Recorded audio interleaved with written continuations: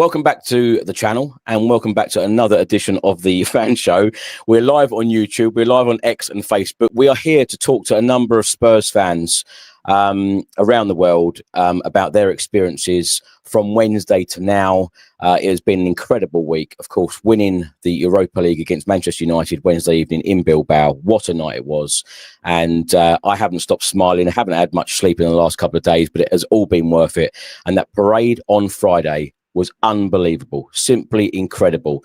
I've dreamt of that moment or those sorts of moments for a very, very long time. And, really looking forward to the next one. And hopefully it won't be a long wait like we have waited this time, because, of course, it was 17 years since our last trophy, a domestic trophy, and 41 years since our last European trophy. But Ange Postecoglou, as he always says, delivers in his second season, and he has done so. Now, my first guest this evening, we've got Simone with us all the way from Italy. Simone, how are you? I'm fine, mate. I'm fine. I'm buzzing. I went to Florence, not as a journalist, but as a fan, for the meeting of Spurs Italian, the Italian groups of Spurs supporters here in Italy, and it was absolutely incredible. I need to go, and I went. It was pure joy, pure emotions, amazing group, amazing people, amazing guys, amazing friends, and we celebrated. I tried the hard way to go to Bilbao till the very end, but it was not possible. So I've been celebrating nowadays for 3 days, for 4 days. For us who lives abroad, it's absolutely unbelievable, because we love that place, we love you guys, we love that environment. So to see you, to watch you celebrating is absolutely amazing. And Chris, on behalf of everyone in Italy and here in the world, thank you for what you're doing, because the content that you are realizing is absolutely incredible, and that content really helps us to feel inside, to live those emotions that we have been dreaming for many years. 17 years. I was a schoolboy. I was 16. Now I'm 33. I'd like to think that I was part of the journey, because when I went as a journalist before and after the game against Roma, I was there. I was asking some interesting questions to Big Ange. I was not the best fan of Ange Postecoglou. I've been absolutely critical of him during last season. But actually, it changed. I always stated never plan B, never plan C. Absolutely reckless philosophy of football. But starting from Frankfurt, he decided to switch. And in the final, in the second half, it was more parking the bus than express his philosophy. He was clever, and he wrote one of the best pages of modern history of the club. So credit to him, credit to the players. Unbelievable emotions, unbelievable times here, guys. Huge, absolutely huge. I think that time was gentlemen. Time and the divinities, that the gods of football really needed to give back to Tottenham something after those years, after what we suffered under Mauricio, those second places, the Champions League final. So this club really deserved a night like this, and this page give Spurs back to the main plot of European football. Simone, have you changed your mind now about Ange Postecoglou? In second season, he never fades. So I want him to extend this contract. No, jokes apart. I think that... No, because we did a podcast the other day, or straight after, I think it was the night after the game, and I said to the panel and the guest there that, if you'd have said when Ange Postecoglou came in that he would deliver 5th place finish in the Premier League, we were very unlucky not to get that 4th spot in the Champions League, but he finished 5th. Harry Kane, of course, left. If I'd have said to you at the very start, he'll finish 5th in the Premier League season in his first season, and then his second season, he'll win a European trophy. And then if I'd have also said to you, then straight after that, people would be talking about his future. What would you have said? It's incredible. I would sign in 2023, when Harry Kane left the club, I would sign for finish 5th in the first season to win the Europa League in the second season. I think that if you read in this way, it's an incredible job. Of course, we cannot forget the league, but who cares about finish 10th, finish 12th, when you can lift the trophy, when you can join Champions League football by winning the Europa League. I think it's a fantastic achievement. And then, of course, it's silverware. It's glory. The glory days back at Tottenham. So it's the most important thing, guys. It's the most important. So in these days, for me, everyone is talking about, is already talking about his future. I don't think it's time. I think that it's time to celebrate. If you ask me about next season, well, the group of players yesterday during those incredible celebrations showed that the group is behind the manager 100%. And if you change manager right now, it could be a damage for the new manager, because he would have an incredible pressure, because the former one would have left with a European campaign that he won. So for me now, it's time to back him, to give him the third season, because just like he stressed yesterday, the best television series third season is better than the second one. So we need to admit that in terms of speeches, he is absolutely a masterclass. Simone, where were you watching the game on Wednesday? Who were you watching with? Because I feel like moments like this, when it is so historic, such a great win, you will remember these sorts of moments for the rest of your life. How did you celebrate? Yes, I went to Florence in an Irish pub with the Spurs Italian group. We celebrate a lot. I had my girlfriend with me. It was a very, very important for me, for the guys. It was a very, very important moment for everyone, because we really cared, we really loved this football club. And here in Italy, for my professional side, it's not a problem, because I'm not fancy any team in Italy. So my team is English. It's in England, so it's not a problem for no one. I could finally celebrate. It was an incredible moment. Those 7 minutes, that injury time was absolutely infinite. And finally, when the final whistle came, it was everyone jumping, everyone celebrating, a lot of beats everywhere. So it was mental. It was mental. Guglielmo Vicario said the truth. It was mental. This is not the group of players that I love the most, but this group of players, of course, will be remembered in Tottenham Hotspur history. The one that broke the jinx, I could say, and it was mental. This club showed everyone in the world how big it is, how enormous it can be. Those celebrations, those scenes in High Road, and I saw how many times I went under the rain to the old White Lane, to the new stadium. It was absolutely mental. So it's time to enjoy, and I love it big, and you said, incredible, me singing this song. So, Manny, I'll tell you, I don't think my family have ever seen me this happy, actually, because I've just been, going around the house, skipping along, seeing Johnson again, ole ole. So it's. I hope this. Do you know what? The moment yesterday for the parade, I just want to bottle that moment, because I tell you what, I want to feel like that all the time. Incredible scenes, the amount of fans, as you saw on the TV, it was incredible. It was absolutely electric. Simone, last question for you, because I've got a lot of people to talk to. Of course, Spurs are now in the Super Cup on the 13th of August. We will be travelling to Italy. 100%. Yeah. What is that stadium like? Because it's quite small, isn't it? And who would you like to face in the final?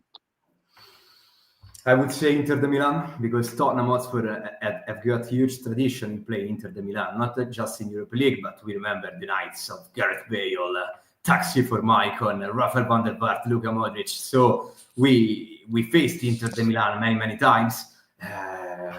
So I would say Inter, but of course it will be a joy to watch. It will be a joy to watch in every case. Both PSG, both Paris and Inter de Milan are two great sides, so it's gonna be exciting. Of course, I will be there. I will try it. I will be there. Well, I will see you there, and I cannot wait. So look forward to that. Thank you so much for coming on, sharing your experiences of the final, and I'll talk to you very soon. Thank you, Chris. Thank you, boss. Thank you, mate. Right, we're now going to go to Lewis. Lewis, how are you? I'm very well. Just unmuting. I didn't want to do what you just did there, Chris. Do you know I'm what? the worst for it. Every time I'm on it, I'm always on mute.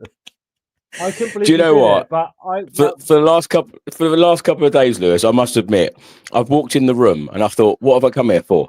Because I'm lacking sleep. I tell you, I'm not surprised. I'm not surprised saying it's gone wrong tonight. But yeah, I actually said in the intro that you didn't hear, you know, how much little sleep I've had over the last couple of days. But it's been well worth it. You know, that feeling on Wednesday. And that feeling on Friday, and you know, I've got goosebumps even saying it. And of course, that feeling on Sunday that we're all going to feel inside the Tottenham Hotspur Stadium when they're, you know, parading that trophy at the end of the game yet again. It's going to be unreal, and I know you're going to be there. I'll be there, and I cannot wait. You know what? A few weeks ago, I kept thinking, do I? After the way we've been playing, I thought, do I want to go and watch this game? And then I started looking at the calendar. I thought, do you know what? If we win this trophy, we could have that trophy at that stadium. And I thought, do you know what? I'm going to keep that ticket. I'm going to keep, because I, like yourself, you go to every game, Chris, you know, through thick and thin. And I thought, do you know what? I've got to do it. I've got to turn up anyway. And I thought, oh, in the off chance we might do it, we've done it. Yeah, we've done it. We've done it. I can't. I'm lost for words. I really am. Like I went to my local pub. I live in Dorset, and I went to my local pub, and there was full of Man United fans. And my mate who I went with was a United fan. His mate wasn't a fan of football. He even made him wear a United shirt. So I was outnumbered. There was 3 Spurs fans in there. Final whistle went. They were all gone. So I was sat there with this random Spurs guy, and he just said, "Let's celebrate, mate." So we were at the bar doing shots and that, and that's, mate, it was brilliant because, you know, we were like, let's live this moment. And there was only 3 of us there, you know, and amazing, Chris, amazing. I mean, Cloud 9. I mean, the scenes yesterday was amazing. I could have gone yesterday, and because my stepdaughter, she lives not far from Tottenham, and my wife kept saying, you could get a train down. I kept a train down, and I thought, and I could have done it, and I look back and I watched it on YouTube, and I wish I was there. It looked absolutely amazing. But I knew it was coming on Sunday, so I thought, well, I'm going to be at the stadium with all the fans. But it looked incredible, Chris. I mean, how was it for you? It was unreal. It was unreal. And every time I talk about this final or talk about that moment, I do genuinely get goosebumps because it was amazing. And I also said in the intro that you probably didn't hear, I've dreamt about moments like that for a very, very long time. And, you know, to see the amount of fans, like you look left and you look right, and it just seemed like miles upon miles of Spurs fans. There must have been like a couple of 100,000 people there. But it was pretty mad because, you know, a lot of people at certain points were pushing their way through. They wanted to get as close to the front of the stage as possible. But I thought like the parade and everything. And, you know, I've dreamt of that moment of Sonny coming down the high road, lifting that trophy. And that's what we saw. And, you know, he's been at the club for 10 years. So it's great to see him lift a trophy. But, you know, in terms of the game itself, Lewis, and I love to hear those sorts of stories, by the way. You're in a pub with a complete stranger and then you end up doing shots, because that game on Wednesday in Bilbao, when Brennan Johnson scored that goal and indeed the final whistle went, you know, strangers were hugging each other. Strangers were smiling and laughing together, and strangers were also crying together. It was a very, very emotional evening, you know, as we all know. But what did you think of the game itself? It wasn't the most exciting game, but I didn't care. I really didn't care. I thought to me, it was a kind of a Jose kind of performance from the team. It was kind of like, you know, let's lock this down and let's just do what we need to do. And they did it, you know? Yeah. I mean, the best thing about it, the whole thing, Chris, is I've got a son who's a Spurs fan, Lenny James. He's 7 years old, and I put a Spurs cap on him every day, and I feel guilty every time he goes to school wearing that, because I know he's going to get bantered. And I said that morning, not now. He went to bed, right? He only watched the first half because he's 7. He had school next day, and he come in the next morning. He goes, "Dad, did we win?" And his face when I said, "We won it, mate." And I broke down, mate. I was in tears, and I said, you can put this hat on, son, with your Spurs cap on, and you can wear that to school, and no one's going to say nothing to you now. Yeah. And that was the best feeling in the world, because you'll remember that. I mean, I remember being a kid watching us win loads of stuff. So for that will be his memory now, you know. And I get goosebumps thinking about it, Chris. Honestly, like he's got to see that in his lifetime. It's been so long. It's been so long. Lewis, I don't know whether you've seen the press conference ahead of the Brighton game from Ange Postecoglou. He basically said that he hasn't spoken to Daniel Levy yet about his future. Where do you stand on Ange Postecoglou? Because I still feel like it's very mixed. Although everyone was celebrating, you know, I've seen an awful lot of people still saying that they would like to see him go. But when someone delivers a trophy, and you probably heard me say to Simone there that, you know, if I'd have said to you when he started, you know, 5th in the first season, you know, a trophy in the second, is it a case sometimes that people don't like to admit that they were wrong and perhaps they should have given him more time? Or, you know, we've seen a very pragmatic approach in Europa League games. Will we see that next season in season 3 in the Premier League? Do you know what? I personally think that you've got to give this guy, you know, I kept thinking, oh, does he go after that? But when he's actually done it, it's changed the whole thing for me. And I'm looking at it thinking, who would you want in charge, though? So we've got the Super Cup coming up, yeah? Another chance to win a trophy. Who do you want to put in charge? Some new guy who's got no experience of doing it, or the guy's already here? For me, Chris, the thing that done it for me is the players are with him. I see them with him. If they were like, don't really feel it, I'd be like, okay, it's time to go. But to me, I've not seen anything that says that they don't buy into what he's doing. So let's keep going. I think let's go again next year and see where it ends up. Because, like I say, who do you bring in now who's going to go? We've had Jose Mourinho, Conte, people at serial winners, and they couldn't do it. This guy's done what we haven't done for so many. And yes, everyone go, oh, it's a poor man, you know, so blah, blah. But you still got to win it. You've still got to do it. He's done it. And I love that speech at the end when he said, every good season, every good series on, it says, it's not about series 2. Wait till series 3 is always better than season 2. And I love that. Was for me. I was like, wow. So I'm in. I'll take it. I'm sounding like Ricky Norwood now, but I'm in full on.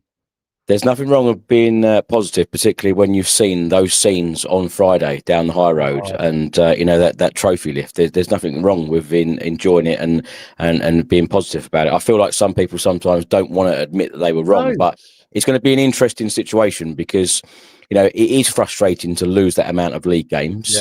Can we change the way that we play to make some of those defeats, perhaps turn them into draws and perhaps turn them into wins to, you know, climb out that Premier League table? Because as Ange has said many times, you know, it's not acceptable to be so low down, but you know, to have that feeling.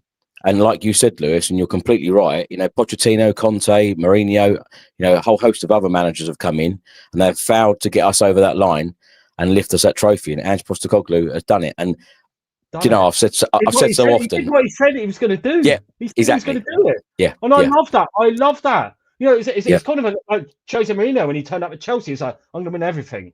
Yeah, he did it. You know, it's that. I love that confidence, and you see the players buy into it. When he did that speech, everyone around him was just like, the players were like, they're with him. And if they're not, then I'll be like, okay, let's question it. But they're there, and I believe it, and I think let's go again, because I don't think anyone else bringing them in now, changing it, will change anything.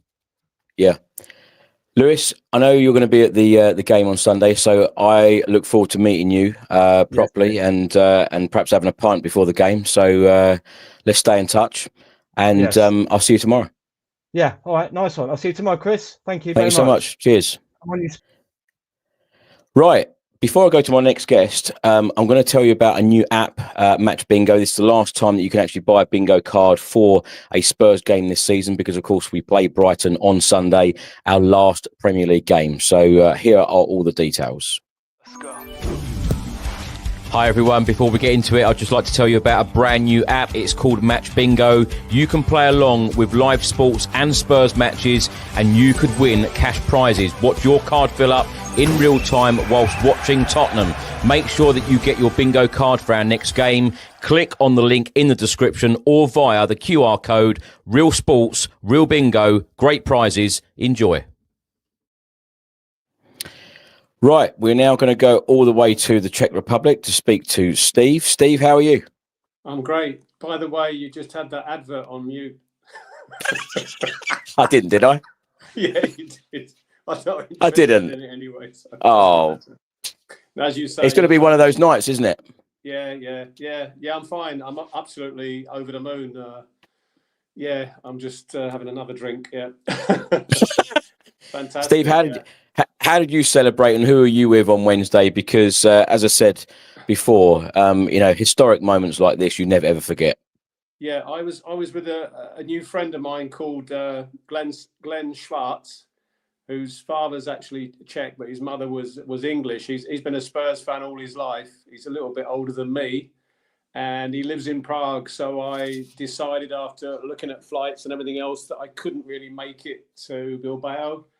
And so we met up, went into an Irish pub together. So I was with Glenn. You know, he used to follow Spurs all round England in the 80s, early 80s, away, home and away, was, with the fans. So he's a real Spurs fan. And we both bumped into this fella. I don't know if you're going to recognize him. He's a famous Czech footballer. Sorry, that's not very... I can't even see it properly, Steve. No, is it the light? Is it on it? No. Anyway, I'll tell you, it was. He used to play for Man United. Funnily enough, he was there at the pub outside on the terrace. It's Podborski. Oh yeah. I don't know if you remember Podborski. He's the second cat player after Peter Cech. Well, anyway, obviously he played for Man United, so I had a picture with him. And there was a few United fans sitting behind him. You can't see them, but just there was a couple of guys there who were supporting United. And I said to him, "Good luck, Carol. Pause, because you're going to need it." And they all went, "Oh, boo, that's not good form, Steve." I said, "I'm just telling the truth.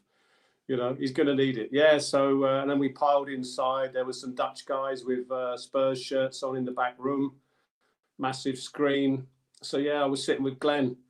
Yeah, I really never going to forget it. It was an amazing night. Fantastic. Over the moon. Steve, you've probably seen all the videos and all the footage from the parade. How incredible was that?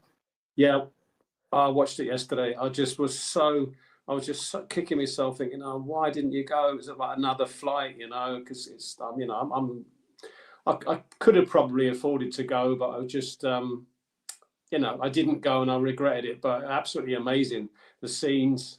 So I've recorded that, so I've got it for posterity, and the same as the game. Watched the game 2 or 3 times now, and the highlights about 1 million times, and I just still can't work out how the goal went in, but I don't care. It went in, and that was the main exactly thing. I was so happy. I was so happy for you, but I mean, I was so happy for Ange. I've supported Ange the whole time, as you know. Still got the boomerang. I never threw it out. You remember that in the very first or second podcast? Well, no, because it comes back. Out the window, but it came back in the other side. Yeah.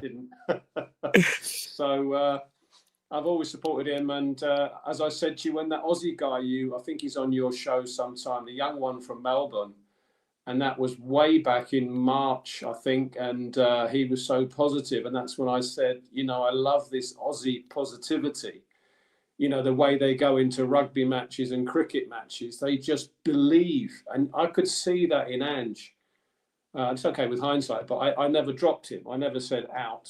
And that's why I started coming over for the Europa League games, as you know. Yeah. Because I just thought, we can do this. And as the games went on, that was the Alkmaar game, then there was the Frankfurt game, and then the Bodo Glimt game. But after the first one, after the Alkmaar game, I thought something started to bubble inside me. I'm thinking, we can maybe do this. We can do this. But the league form was sort of, still in my head, like with most people. But I've got a very quick, funny story after the Frankfurt game.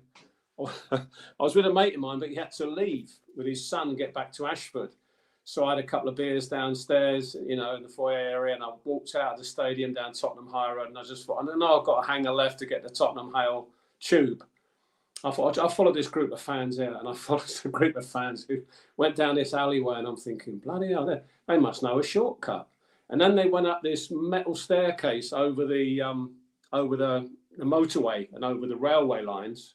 Yeah. And as I was going up the stairs, they were already in the middle of the bridge, and then there was another group behind me. They were all speaking German. They were Frankfurt fans. So I was thinking, oh no. And one of them looked round and nudged his mate and looked back at me, and I'm thinking, oh, they've tweaked, I'm not with them.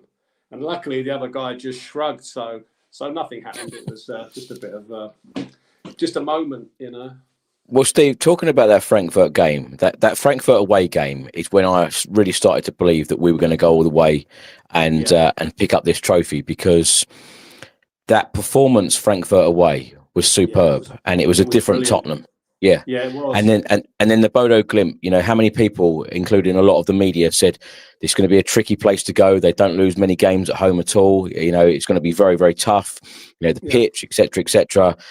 It was like they wanted Spurs to foul, but of course Spurs, another really professional, pragmatic performance, and of course the final. Every single player put in a shift, and when you win trophies, it has to happen that way. Everyone has to, give their all. That's right. Yeah, you hit the nail on the head there in all the comments about the away games. Because I remember you saying you'd been to Frankfurt Stadium before, and you said it's a bit of a cauldron. It's going to be difficult. Yeah. And we got the win when we didn't concede as well. And the same with Bodo Glimt. They had a very good record there. I don't think they lost at home at all, and they'd always scored at home. And we kept them out, and we won. Yeah, it was very professional performance. The final, like you say, because usually in a game you can say, oh, so and so didn't really pull their weight, or that's why they got subbed. But everybody put in a shift. I've not been too strong on Johnson this season. He's done a great job, but he was there. He popped up at the near post, and he put in a shift. He made a great block earlier on in the game. I remember that. And it went out for a corner. He was back defending. Richarlison, everyone, it was good. It was, and that's the point that someone just made. They're with Ange. It's like, unfortunately, some of our fans are not, and I understand that because of the league form, but they're with him. They're with him on it, and I don't. Probably your next question. I don't think they should get rid of him. I think it'd be a huge mistake. Well, that is my next question. You might be with him. Some fans might be with him. Some fans aren't with him. Yeah. Is Daniel leaving the board going to be with him? I think they'd be mad not to, really, because they're going. If they bring somebody new in, like someone just already pointed out, and it's a valid point, is they're stepping into a position or to shoes that have just won a major European trophy. Massive pressure on them, and they're going to what they're going to do? Change the tactics completely, probably. The players are behind him. I think they'd be pretty mad not to stick with Ange. I saw some interviews of fans after the game at the stadium in Bilbao, and they were saying, yeah, it's great, but I'm afraid Ange has to go. I saw that earlier today, yeah. Yeah, it's like I would hate to be a football manager. I just really would. I've done management in a different field completely. And that's what I did with during the season. I put myself in Ange's shoes, and I thought, would I like to be in that position, or would I like these people saying what they're saying, despite I'm doing my best and all the injuries? But it's a tough business. They're paid very well, but I can't believe that some of the fans still want him out. They can have their own opinion, of course, they're entitled to it, but I find it unbelievable myself after what he's done. Steve, last question for you. Of course, we play in the Champions League next season, which is absolutely delightful. To be back, exactly where we belong. Exactly, very well said. What happens in this summer transfer window? Because if we want to be playing Champions League football, the amount of injuries that we've had, the amount of problems that we've had with players availability, etc. What do we need to do in this window in the summer? That's a tough one. I'd like to see another out and out striker. To support Solanke, or to change with Solanke. Probably another central defender, because I don't know about these rumours about QT wanting to leave, but even so, we could probably do with another central defender, despite having Danso and this young, I think he's Serbian guy or Croatian guy at the back. He's very, very young, and another winger. I don't know what the situation is going to be with Son or Tell. I believe we'll probably buy Tell. We've got him on an option, haven't we, to buy? I'd like to see someone else, really pacey. And I think in the middle of the park, we've got enough people, to be honest. We've got enough creative midfielders, and the young ones are coming through, Bergvall and so on. So I think we're really looking forward to next season now. Same. And we're going to attract some good players. Obviously, everyone knows that. Now we're in Champions League. It changes the whole complexion of the transfer window. So yeah, looking forward to it. Yeah. Do you know what? Imagine going into next season before the Premier League season even starts, and we win the Super Cup against Inter or PSG. I was saying to Glenn, I think we can do that. He said, what, against Inter? I said, yeah, they're going to be up for it. We've got nothing to lose, have they, really? We've already done the difficult one, a very difficult job. And I think we've got a very good chance. If it's Inter, whoever it is, even if it's Paris, Paris Saint-Germain. PSG, Steve, thank you as always for joining us. Always a pleasure to talk to you, and we'll talk to you again soon. Thank you for giving me the inspiration to get back to following Spurs more closely. Thank you, Steve. Yeah. See you soon, mate. Great show. Bye. Right, we're now going to go to Rich. Rich, how are you? I'm doing well, mate. Cheers, Chris. Absolutely buzzing. I'm glad you got your voice back. I was a bit worried for you at the beginning of the show. I thought you'd screamed too loudly. You'd lost your voice entirely. My God, I'm struggling. I won't lie, but it's been well worth it. It's been well worth it. Exactly. Tell me, Rich, how's the last few days been for you? Because honestly, it has been crazy. Lack of sleep, but been well worth it. For what I witnessed on Wednesday, what I witnessed on Friday at the parade. Honestly, like I've said to the previous guest, I don't want this feeling to stop. Absolutely not. And I hope that the players, I'm pretty sure the players feel that too. And that will only, they say that winning begets, just encourages more winning. So hopefully those players feel this and see what it means to all of us fans. I'm out here in California, originally from Doncaster, and I've been supporting Spurs since my family are not a football family, and was looking for a team. Everybody that I grew up with supported either Man United or Leeds.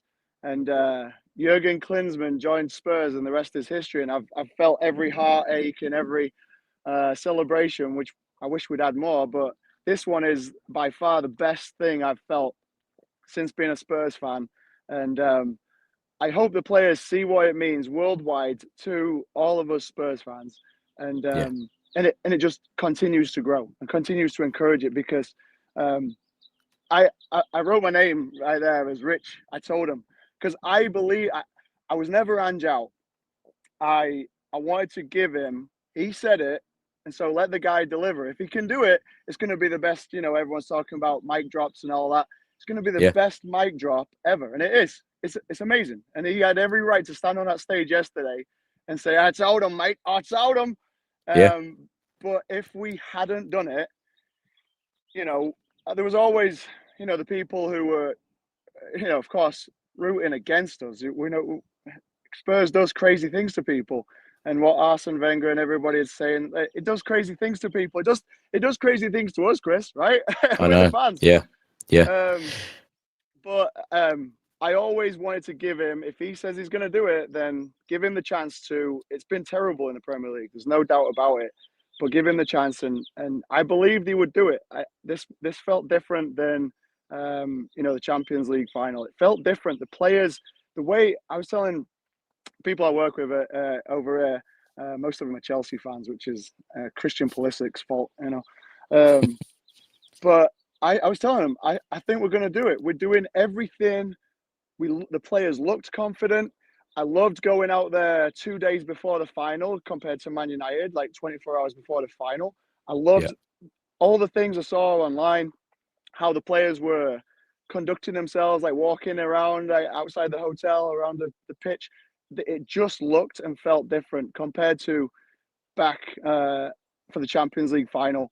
I feel like we were so in celebration mode at that Lucas Moura hat trick that I don't know, it just felt like we'd already done the celebrating. Like, yeah, we were happy to be there, and that was it. But this one felt like we're coming here to win, and of course we're all nervous and that, but and the game was terrifying. The game was nerve-wracking. Yeah. But I still believed in them. They looked like they had that mentality to win, which was amazing. Amazing. Do you know what, Rich? I bit my nails the whole of the second half, and I was kind of a nervous wreck, and I kept saying to my son all the time, saying, 32 minutes to go. And then like a few minutes later, it'd be like 29 minutes to go. And he was like, oh, Dad, you know, because I kept saying, like, counting down. But I tell you what, the moment I thought we were going to lift that trophy, Mickey van der Ven's clearance, because you just think like a little bit of luck or, you know, a clearance like that, which, you know, actually felt like a goal, like the way that the Spurs fans celebrated that clearance off the line. It was like, how the hell did he do that? How did he? And so so much to say about that moment that I've just been like unpacking in my mind of like, well, playing that low block allowed him the energy in his legs to get back to the line, rather than always doing those from halfway long busting sprints. If we'd have been playing that high line like Ange does with Ange Ball, maybe he doesn't make that clearance. So, like, unbelievable. And I did the same thing. I over here, of course, it was midday for the kickoff. So, you know, me and the kids were sick, so we stayed home. Conveniently, there was something on TV, so we were all right. And that clearance, I screamed, like my voice still hasn't really come back. I screamed so loud. We had all the windows open. Screamed so loud. The kids were screaming, and I'm screaming to the kids, "That's it, we're winning! That we're winning!" And I think there was still like a good 20 minutes or something left to go. And my neighbor, he's 85, and he comes over, and he's you know, from California, he's American, so he knows football as American football, and that's, you know, pretty much his thing. And he comes over and says, everything all right? I was like, yeah, I just got football on. And he like gave me this look and like shook his head, like in kind of like disgust, because I'm shouting and cheering. There's no football season right now. It's this like Mickey Mouse, like some people don't understand, do they? They don't understand. There's no NFL on right now, and he just looked at me going, "You're cheering for a preseason game? What are you doing?" yeah. Rich, what in your opinion, what happens next? Because Ange has been here, you know, 2 years. He's delivered a trophy, which, as we've said, you know, to previous guests already, that, you know, he's done what Mourinho couldn't do, or Conte, or, you know, you think back to the players that Pochettino had and the exciting football that we played. He didn't get us over the line in delivering a trophy or that success, but Postecoglou has, and the amount of criticism he's had. What do you think? I'm not asking you what you want. I'm asking you what you think will happen. That's the magic question. Who can really think what Daniel Levy's going to do? Because so many times, I don't think he even wanted Postecoglou. I think Postecoglou got the job, and I think it just never seems like our board have a plan. And because I've been on your mailing list for a while, wanted to get on, but just never quite worked out. And even today didn't, because my neighbor started cutting down a tree just 5 minutes ago, so I had to come for a walk to the park here. I was like, well, Chris has lost his voice, and now we've got trees getting chopped down next door. This is going to be terrible. The amount of podcasts that I've listened to, I listened to you on the way to work and stuff, I put you on. The amount of despairing chat that we've had as Spurs fans and that I've listened to.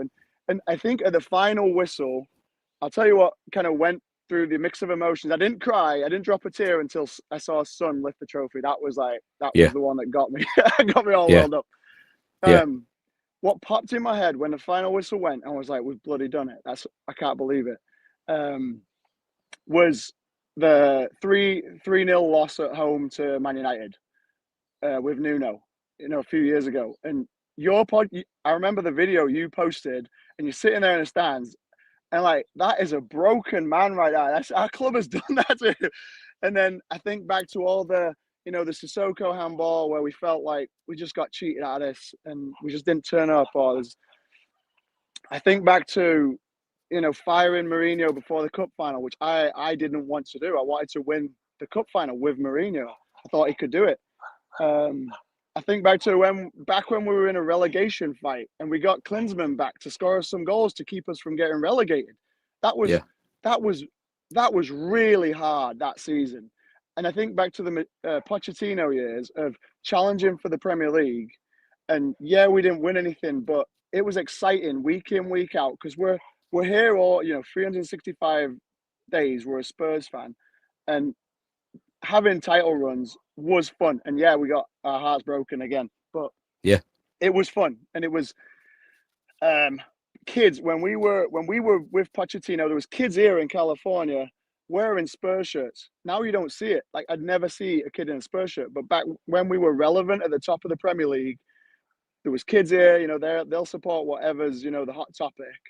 And so I want that back. I want to be relevant. I don't just want to be, we've won a trophy now. We're going to fight out some relegation fights and we're going to just be mid-table and maybe get I think I said this to one of my mates. I was like, if we talk about in 5 years, which would you rather have had no more silverware, but pushed Liverpool and Man City and, pushed Arsenal and beaten Chelsea at Stamford Bridge and won at Anfield finally. And yeah, we don't have any trophies for 5 years, but at least we're back in the Champions League regularly. We've got some superstar players instead of signing youngsters who, have great futures, but we want to, put our time into. We have like actual a superstar on our team. Like, we've got Son, but he's fading. We signed, Osman or someone, they were in the talk for us. You've said it multiple times. You don't think that the last main mega signing we've signed was Jurgen Klinsmann. He's the reason why I support the team. That's been a long time. I just hope if Postecoglou stays, which I believe he should, with a caveat of, but what are you going to do to address the league? Because it's been brutal week in, week out. And you, Chris, deserve that trophy more than any bloody person. I can't believe the content you make. And for fans like us who are not, it's been 18 years since I lived in England, you make it so I stay connected, and your content is amazing. And I think even if Spurs had like a Tiddlywinks team or something, you would go watch it. It's unbelievable what you put in. So my mate said that the other day. He was like, if Spurs brought out a new packet of crisps, you'd be at the opening of it. I was like, I wouldn't. And then I went, actually, I probably would. Yeah. You're probably right. We love it. And you deserve that trophy. You deserve all these feelings, Chris, and we're with you. And keep doing the content you're doing. And yeah, I don't know if in 5 years, what do we want? I just want my manager to, when we go 2-0 up against Chelsea at home after 11 minutes, just change. You've showed you can tactically be aware to play 5 at the back. Like, can we do that in game rather than just, so many quotes, I told him and everything, but he also said, it's who we are, mate. But he's changed that because he showed that he can adapt.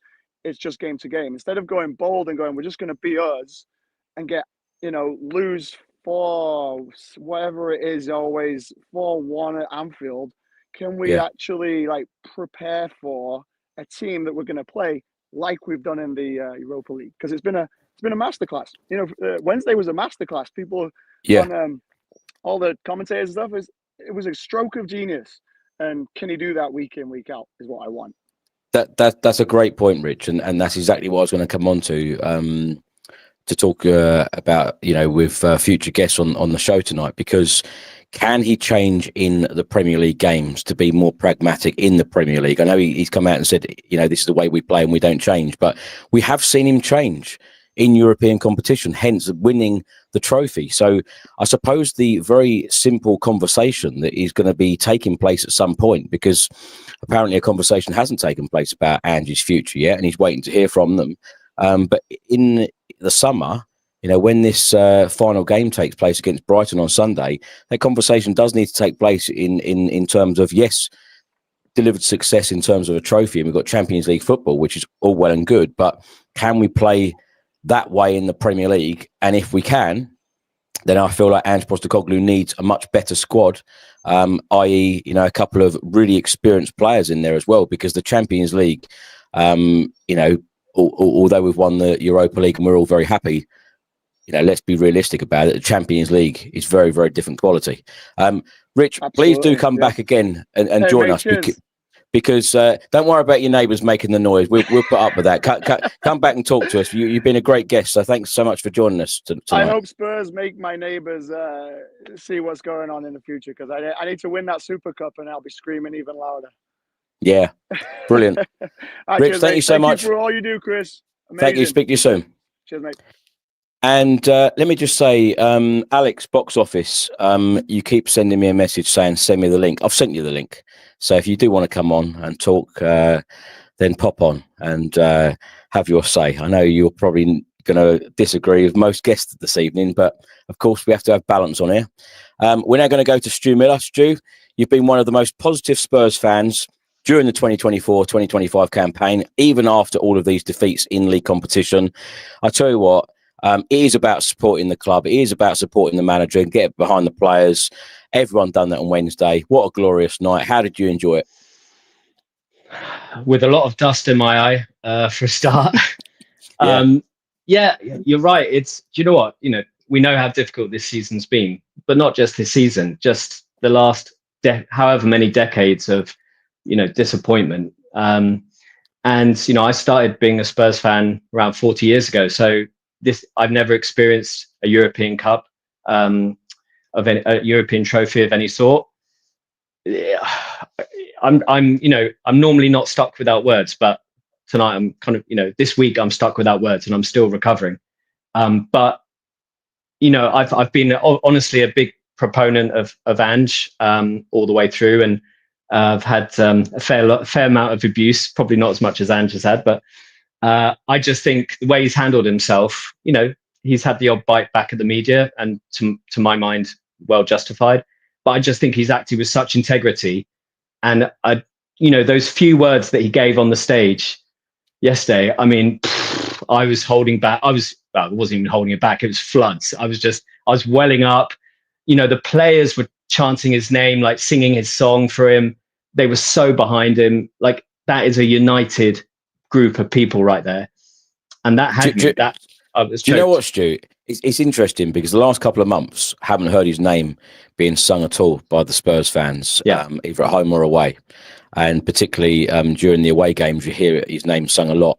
And the last couple of months, nothing. And then leading up to, you know, going from the fan zone, etc. on Wednesday, a number of fans were singing Ange Postecoglou's name constantly, and which I thought was great. And I posted a video as well before the game when I had reception inside the stadium, because when it started filling up, there was no reception in there at all to upload anything.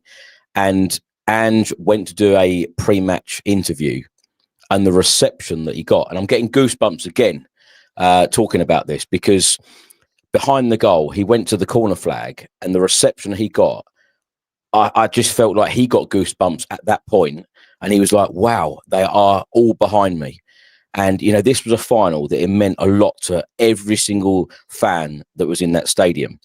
And I just felt like the fans really got behind the manager, really got behind the players.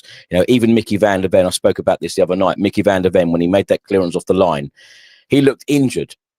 And then all of the fans just started singing his name, and he just got this energy out of nowhere. And the crowd really did play their part. But of course, it was a really good performance, and a lot of you know, players played their part. And I know a lot of the media will say, "Oh, it was a terrible game." You know, these two poor sides, 16th, 17th in the Premier League. But at the end of the day, this is a route into the Champions League final. This is a trophy that ends our drought after so long. And when you see what this has done for the fan base, and you talk about the parade there, the amount of Spurs fans, it was pretty much everyone singing Ange Postecoglou's name. And if you know, I know there's still doubters out there, but I tell you what, those doubters, what are they thinking right now when, you know, hundreds of thousands of people are singing Ange's name outside the Tottenham Hotspur Stadium when he delivers that speech, as you said?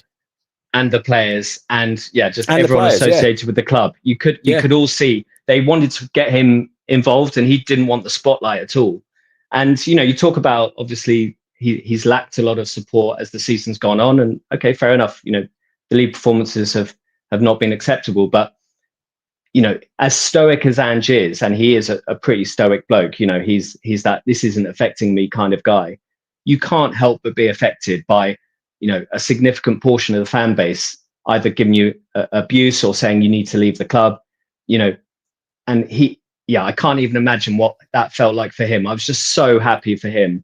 And not just because I've backed him, but just he seems like a genuinely proper bloke. Just wants, like, he's just trying to do his best. And okay, you know, we've done badly in the league, but you've seen what he can inspire the players to do. And by the way, talking about the fans, you know, I'm really glad you brought that up, because I've been critical of our fans for a long time.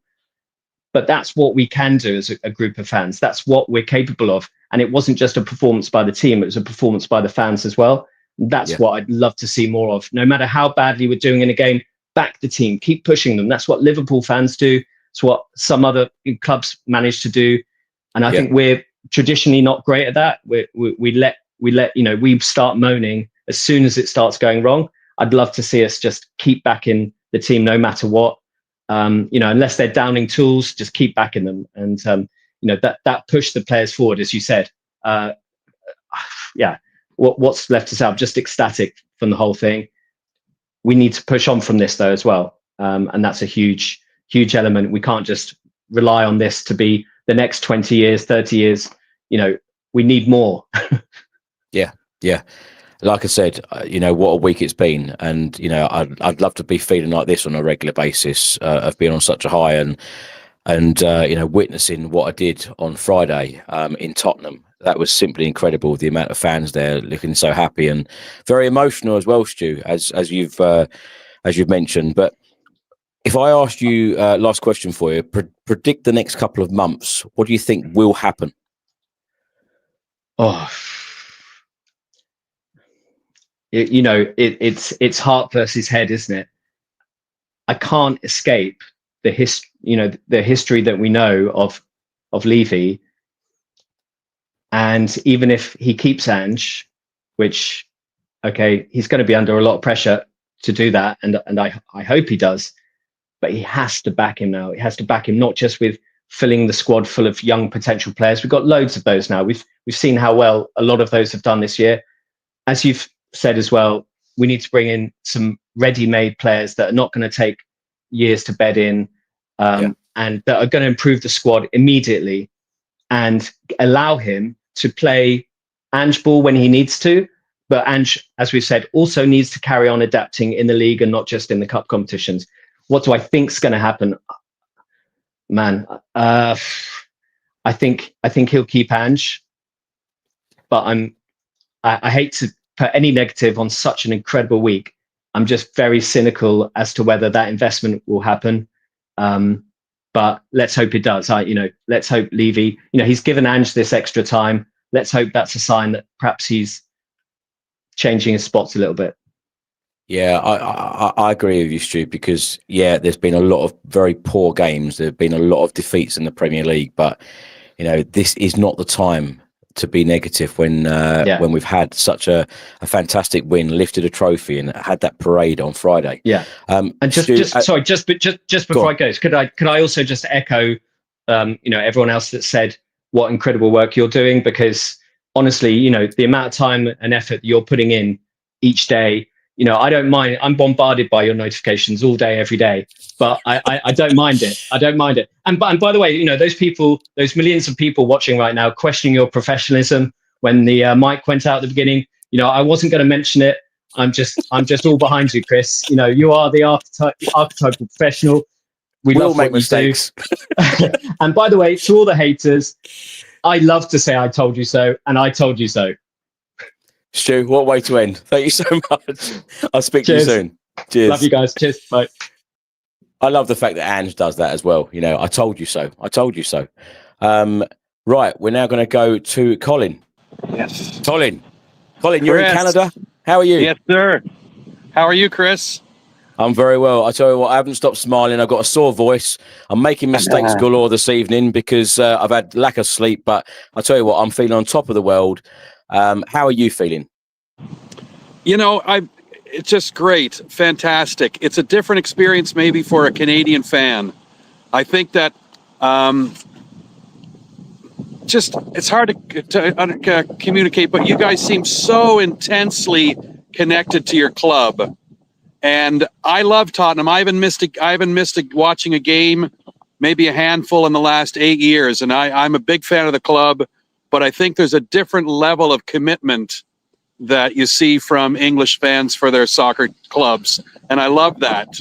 So I'm thrilled that they won. It was just so amazing to watch them get it done. Such an exciting game, the most exciting Tottenham game I've ever watched because there was so much on the line. Yeah.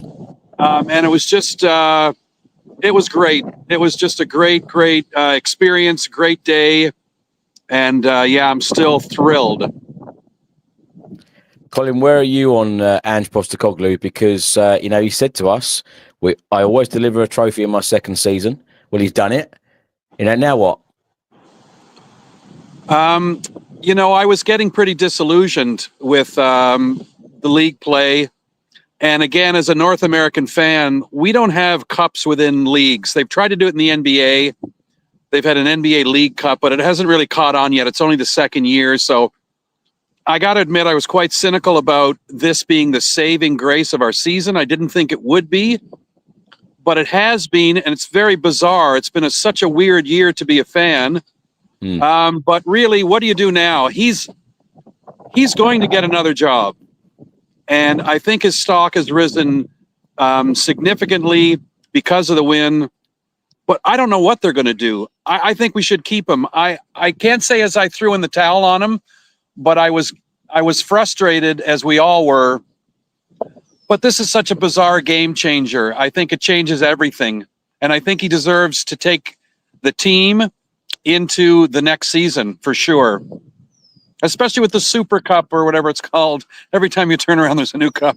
But especially with that in August, what do you do now? Yeah. I've got to admit, Colin, I wouldn't be at all surprised either way, whether Ange stayed or whether he didn't. Nothing would surprise me when it comes to managers either going or staying. But it'd be an interesting situation, and that will obviously be decided in the very, very near future. In terms of transfer windows going forward into the Champions League, as I mentioned earlier, that it's very, very different in the Champions League. The quality is so much higher, of course. And we need to have a really good squad. Yes, we've got a lot of youngsters doing extremely well and taking their opportunities, but I feel like we do need a couple more experienced players. How confident are you that we will have a really good and solid transfer window in the summer? Well, that's what I wanted to ask you, because my understanding is we get $100 million from winning the Europa, right? Well, it's all to do with Champions League money. It's around 15 million for actually winning the Europa, but it's around £100 million for getting into the Champions League with the TV rights money, etc. So, but from what I understand, Spurs could have spent that kind of money anyway. So it would be interesting to see how much we do spend. So there's the linchpin of the whole discussion, because it becomes, I wouldn't say irrelevant, but less relevant if we're not willing to step up and build the squad we need to compete in the Champions League. We know basically, if you want to be successful in the Champions League, you basically need two teams, right? You need a very rock solid bench. They had a better bench than us on, was it Thursday, the game? Yeah, no, Wednesday. I think United had better people coming off the bench than we did. I'm not disparaging our club, but they spent more money and it showed. Thank goodness they didn't play very well. But I don't know, if Daniel Levy doesn't spend the money, I think we're having the same conversations again. And perhaps without the miracle at Bilbao, we go into the Champions League with a squad like this. I don't think it's going to go well. Colin, if you're over in Canada, how did you become a Spurs fan? Well, to be perfectly honest, I had a good friend of mine who passed away about 9 years ago. May he rest in peace. His name was also Cowlin. His mom was from North London. He was a Spurs fan his whole life. And I kind of adopted that team to carry on the tradition of having a Cowlin in Canada cheering for Spurs. So he was my inspiration and developed my love of the club. Yeah. Colin, last question for you. In terms of transfer windows, what players would you expect to leave in the summer? I'm not really up on how the, expiration of contracts and stuff like that. I think that I don't know what the situation with Mathis Tell is. I don't know what the situation with Danso. I know Romero has said he wants to leave. He seemed like he's wanted to leave, but it's hard to stay up in those league games when you're losing every week. He's used to being a winner. I don't know who else might be leaving. I don't know what they're going to do with Son. I think they've offered him an extension, no? He's got a 1 year, yeah. Yeah. So other than that, I really don't know. Maybe you could throw a name at me and. I feel like Romero was kind of hinting for a move. I suppose the question. I suppose the big question is now that he's tasted success at Tottenham, does he change? Does he change his mind and think that I can have more success at Spurs, or does he think, okay, job complete now at Tottenham? I've won a trophy. Because it was interesting on social media. I think it was earlier today. He said the only way to get my name engraved in this club was like this. So does he feel like he's engraved his name now and he can leave with his head held high? Because he started that game as captain in the final. I know when Son came on, he gave the armband to him. But Romero, I feel like he's one to watch. But when he's playing, on his day, he can be one of the best defenders in the world, as Lionel Messi keeps saying that he's the best centre back in the world. So we need to see that on a more consistent basis if he was to stay. Yes, I think he's great, and I think he's a little bit misunderstood in terms of his playing style. I know sometimes he doesn't show up, but I think there's certain things he does to establish himself as a huge presence in the middle of that field. And some people think it's reckless and stuff, but I sometimes think maybe those types of things carry into games 6 and 7 games into the future, and I think it's a good thing in many ways.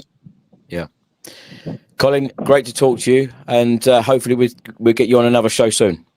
Thanks, Chris, and congratulations to all the Spurs fans in England, and fantastic work. We appreciate it. Thank you. Thank you so much. Speak to you soon. Cheers, Colin. Cheers, mate. Right, we're now going to go to Darren. Darren, how are you? Good evening. Good evening, Chris. I'm lost for words like other fans. It's Is it great? Is it great to feel like this? Did we win? Is it real? I'm waiting to wake up and say it was all just a dream. Do you know the amount of friends and family and just general people I know who have said that same thing? Woke up.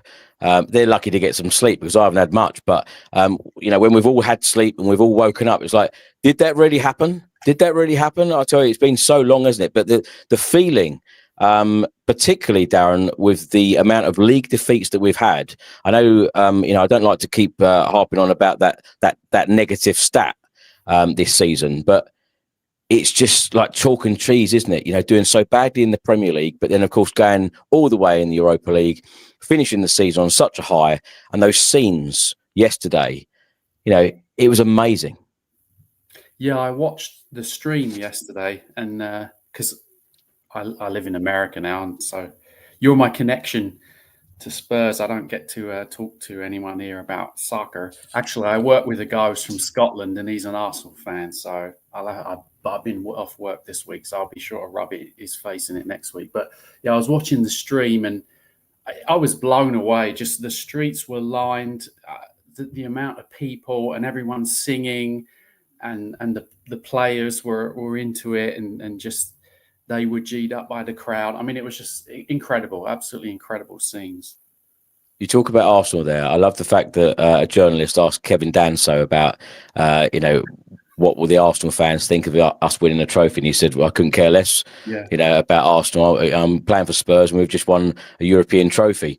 There's that question keep coming up on social media. And I feel like a lot of journalists keep wanting to ask the fans to stir a little bit of, trouble up about who's had a more successful season. It's got to be Tottenham, hasn't it? Arsenal are trophyless at the end of the day. I love that. I don't. Arteta, I'm not going to, rave about Arsenal, of course not. But, Arteta's done a pretty good job. And he's a man who's been under pressure here and there. But at the end of the day, he's starting to get this reputation of like the nearly man. He can't get them across the line. He gets them to the Premier League. They had sort of a decent run in the Champions League. But, again, they got nothing to show for it. And at the end of the day, everyone remembers the winners. No one remembers the second place losers. So, Darren, what do you think will happen with Ange Postecoglou? And have you been a big supporter of him? Because I feel like a lot of people have criticised him. Although now he's won a trophy and got us over the line, I feel like there are a lot of people that won't come out and say, actually, I got it wrong about him. Yeah. Oh, I tell you what a roller coaster. I was big Ange in fan. At first, I was like, Ange who? Like everybody. And I went to your channel and you broke it down. And when I listened to him speak, I'm like, I like this guy. He's kind of a bit humble. He's sort of honest.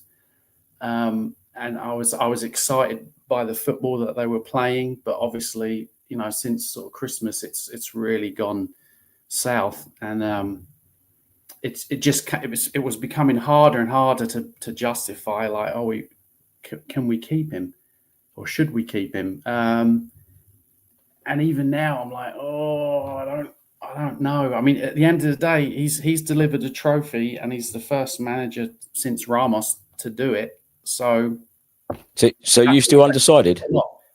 Well, so here's the thing I've been thinking about. That everyone's saying that Ange is a one-trick pony, right? And he's got no tactics, doesn't know what he's doing. And the thing is, we won that final partly because the players wanted it more, but also the way Ange went about it. He did. It wasn't Ange ball, and it was ugly. Let's be honest, it was ugly. But the tactics that he laid out really just nullified Man United and made them look very bad. People say Man United played bad, but the way Tottenham were playing nullified Man United. Like Bruno Fernandes didn't get a sniff, and all Man U could do was go down the wings and throw balls into the box, which Christian Romero and Van der Ven are going to, and Danso when he came on, they're going to sweep up all day long. So what do you make of that then? Because Andrew said a number of times during the 2 years that he's been at the club, no, I'm not going to change. But we know that he can change. We know that he can change in these games. And you're absolutely right. We had one shot on target, and Onana had 0 saves to make in that game. It wasn't pretty, but we got the job done. Does the playing style, because when he was brought in, it was all about playing style. It was all about Ange ball. And of course, that wasn't Ange ball. That was very, very different football. That was, getting us over the line. That wasn't entertaining, so to speak, was it? Well, it was like Conte ball, wasn't it? And when we had Conte ball, everyone was like, no, we don't want that. It's dreadful. And I was one of those people. I mean, it was awful to watch. I think I go back to something Ange said a long time ago when he was asked about, I'm not going to change. I'm not going to sort of abandon my principles. And I think he was talking about he wants the team, the players to have a certain mentality. And he didn't want to come in and be wishy-washy and say, well, no, you can't play this way. You can park the bus.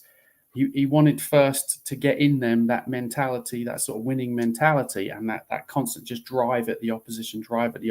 But I think the way the season has gone, and you're within touching distance of that trophy, I think he's reached a point where he's like, you know what, we've got to sort of change course a little bit. And maybe he feels that the players, buy into what he's doing and they're able to kind of change a little bit without sort of becoming sloppy. So it's interesting. I think that's, for me, the key. What it comes down to is, are the players still on board with Ange? Because if they're just going through the motions and really they want him gone, then he's got to go. But they were singing his name. They were singing his name at the parade yesterday. Yeah, and the fans as well, everybody. And it's just it's weird to me. But it makes me think, well, you know, we all said we want to win a trophy, and here we are, we've won a trophy. So mission accomplished. The league form was terrible, but we've got a trophy in the cabinet, and that's it's a big deal. It wasn't long ago at all, Darren, that the away end at Chelsea was singing to "And You Don't Know What You're Doing," and then of course a couple of months later he's put a trophy in the cabinet. It's such a bizarre. It's been such a bizarre season with so many events. Like, you know, how many clubs would have that many league defeats sitting, you know, just above the relegation zone, but then go on to win the Europa League? It's madness. So whatever happens in the summer, you know, it's going to be an interesting one. Darren, last question for you. What is it like supporting Spurs in the States? Are there many Spurs fans in the local area or not? Oh, I live out in the sticks, out in the middle of nowhere. But most people probably don't even know what football is here. So, okay. I've got so desperate. I've had to recruit my American son. The poor guy, he's a Tottenham fan, whether he likes it or not. So actually, he's been more positive on Ange than I have. He's gone the other way. He was sort of like, I don't know about Ange, but now he's Ange in now. He's convinced he's the man for the job. Yeah. Well, as I say, it's going to be interesting because I still feel like the fan base is very mixed, but what does Daniel Levy do in the summer? That's going to be an interesting one. Darren, great to talk to you, and hopefully we'll talk to you again soon on another fan show. Yeah, thanks so much, Chris. And just to echo the sentiments of people like Rich and Stu, really, you do a phenomenal job. You are literally my anchor to all things Spurs because, as I've already said, you know, there's no one here to talk about football, so you're my connection, and it's vital, and you do a really great job. So thank you so much. Well, whenever you want to come on, just pop on, and we'll talk Spurs all night. Yeah, just got to work out that time zone difference. That's it. Well, Darren, great to speak to you. We'll speak to you soon. Cheers. Cheers, Chris. Bye-bye. Thank you. Right, we're now going to go to Jamie. Jamie, good evening. How are you? I'm good, Chris, mate. Absolutely buzzing. How are you? I tell you, Jamie, it's great to talk to people like you because during the season, you've popped on these fan shows a couple of times. You've also provided us a couple of videos to put out on the Spurs Around the World editions, and it's been tough, hasn't it? So it's so nice to be talking about such a victory, you know, that has provided the club with a trophy, so long awaited trophy. How has the last couple of days, how has this week been for you? Brilliant. It's one of the best weeks of my life. I'm not going to lie. Yeah. You know, I watched it in the stadium with my girlfriend and my parents, and my dad's 68 now. He's not getting no younger, and you start to wonder, you know, are you ever going to get that moment with him? You know, it's been 17 years, but yeah, that the other night was just absolutely unbelievable. You know, it's just watching everyone's emotion. You know, that was the longest 7 minutes of my life. I don't know where it come from, by the way, but yeah. What a feeling. I mean, for you out in Bilbao, I mean, it's just superb, isn't it? You know, brilliant. Well, I watched the scenes of everyone running on the pitch. So tell me, was it you or your dad who ran on the pitch first, or did you stay in the stands? My mum and dad were saying, I dragged my girlfriend on the pitch, and I thought, I knew you were going to say that. You know what? I don't care, Daniel. I don't care what happens to the pitch. We're running on there. This is once in a lifetime, you know. And I'm so glad I did. Jamie, you of course at the stadium. Tell me about the atmosphere there, because I know that they ended up putting the big screens there in the end, which was great. But what was the atmosphere like there? You know, the scenes that I saw, it just looked amazing. And also, did you go to the parade as well? Yeah, the parade was even better. Went up a level. I didn't think it could be. It just went up another gear. You know, it was unbelievable. Yeah. Started off, we walked past the Bill Nick, and it was absolutely heaving. You know, it was like, yeah. Bear in mind, it's a working day. Everyone's obviously taking a day off. They're all on it early doors. You know, got to the stadium. There's just on the streets. It's unbelievable. I know a couple of your regular guests, like your mate Ricky and all that, was saying about it as well, weren't they? But it was just. It's superb, you know. It even topped the Champions League for me. I know, obviously, we won, so it makes it at the end. But even before it, the build-up was just. I think we generally we done your show last week, I think we generally all thought we had a proper chance of winning this, and that was the difference with Liverpool before, in Man City in the Carabao Cup, Chelsea. We always felt underdogs, but you know, I said it last time. I thought we'd lose the other four, but this one, you just felt like you had you know, that much more of a chance. You know, it weren't underdogs; it was 50-50. But it's just brilliant, mate. Last few days. It's interesting, Jamie, what you say there, and I don't feel like it was arrogance at all from the Spurs fans. The fact that a lot of us, or most of us, felt so confident that we were going to win this game. Not only that we'd beaten Manchester United 3 times this season before the final, but it's so interesting, isn't it? We saw that in the Bodo Glimt home game, and particularly that start of going 1-0 up in the very first minute of that fan base. Like, the fans can make such a difference, can't they?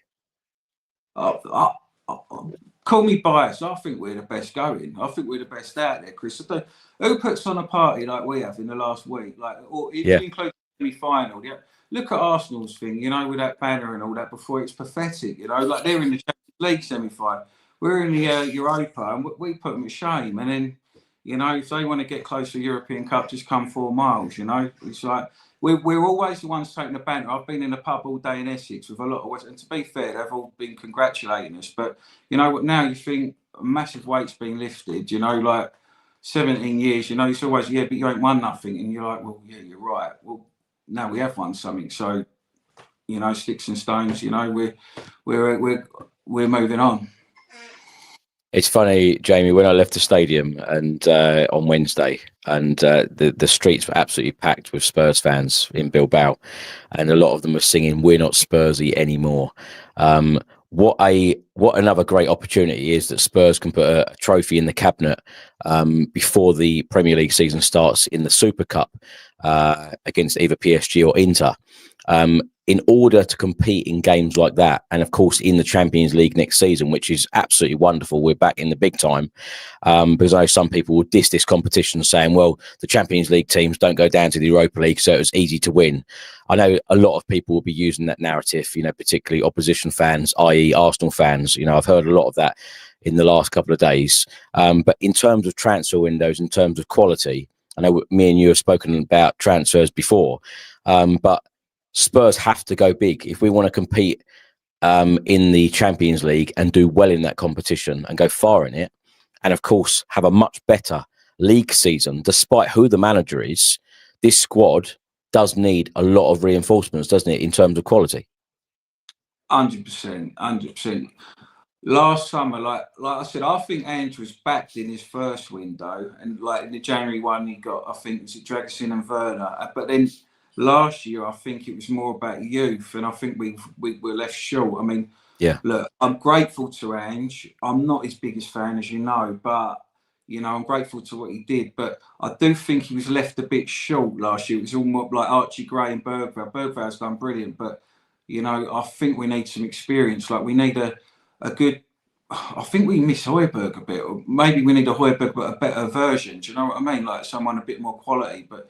we miss that type of player, and I just think we need to add some experience. And so, you know, we need, like, I'd like to go for Jack Grealish. I don't know how a lot of Spurs fans would feel about that, but he's got experience, he's got a bit of flair, he's got a bit of cockiness. I just think we need players, you know, ready to go. I think we've got enough young players now, and some of them are going to be quality, some won't make the grade, but we want a team ready for September, you know, not for 3 years, August, but not for 3 years' time, if you know what I mean. I tell you, Jamie, on Jack Grealish, whenever I've done Tottenham news videos and spoken about rumours of Jack Grealish possibly signing for Spurs, the majority of comments have been quite negative, but I'm with you. I feel like he's got a lot more to give, and with that experience as well, particularly with England, I feel like he'd fit in very well at Tottenham. Last question for you. I know you've just said again and confirmed that you are not a big fan of Ange, and we've heard from you before say this, but when he gives you and your dad that experience of winning that trophy and that feeling, do we keep him on for the 3rd season? Oh, this is bonkers, and I'm going to sound like a bit of a... Is it because you probably heard me say already on tonight's show that, you know, some people will just be, you know, they've been Ange out since the day he's arrived, and they will just stick to their guns and they won't change their mind and they won't say, actually, I was wrong. Because it's funny, when I did that interview with Vince Rugari, a Australian journalist, he said, Chris, I've seen all of this before. Everywhere Andrew's gone, you know, people doubt him from the start, and then, you know, 6 months in, people doubt him again. You know, he gets more doubters, and then all of a sudden he produced the goods, he delivers trophies. But of course, a lot of people have said, well, he hasn't done it in a top European league. You know, the Premier League's very, very different. The Premier League is different, completely agree. But he's put a trophy in the cabinet for us, which, you know, so many haven't. So are you more Ange in now? Do you want him to stay? No. You don't?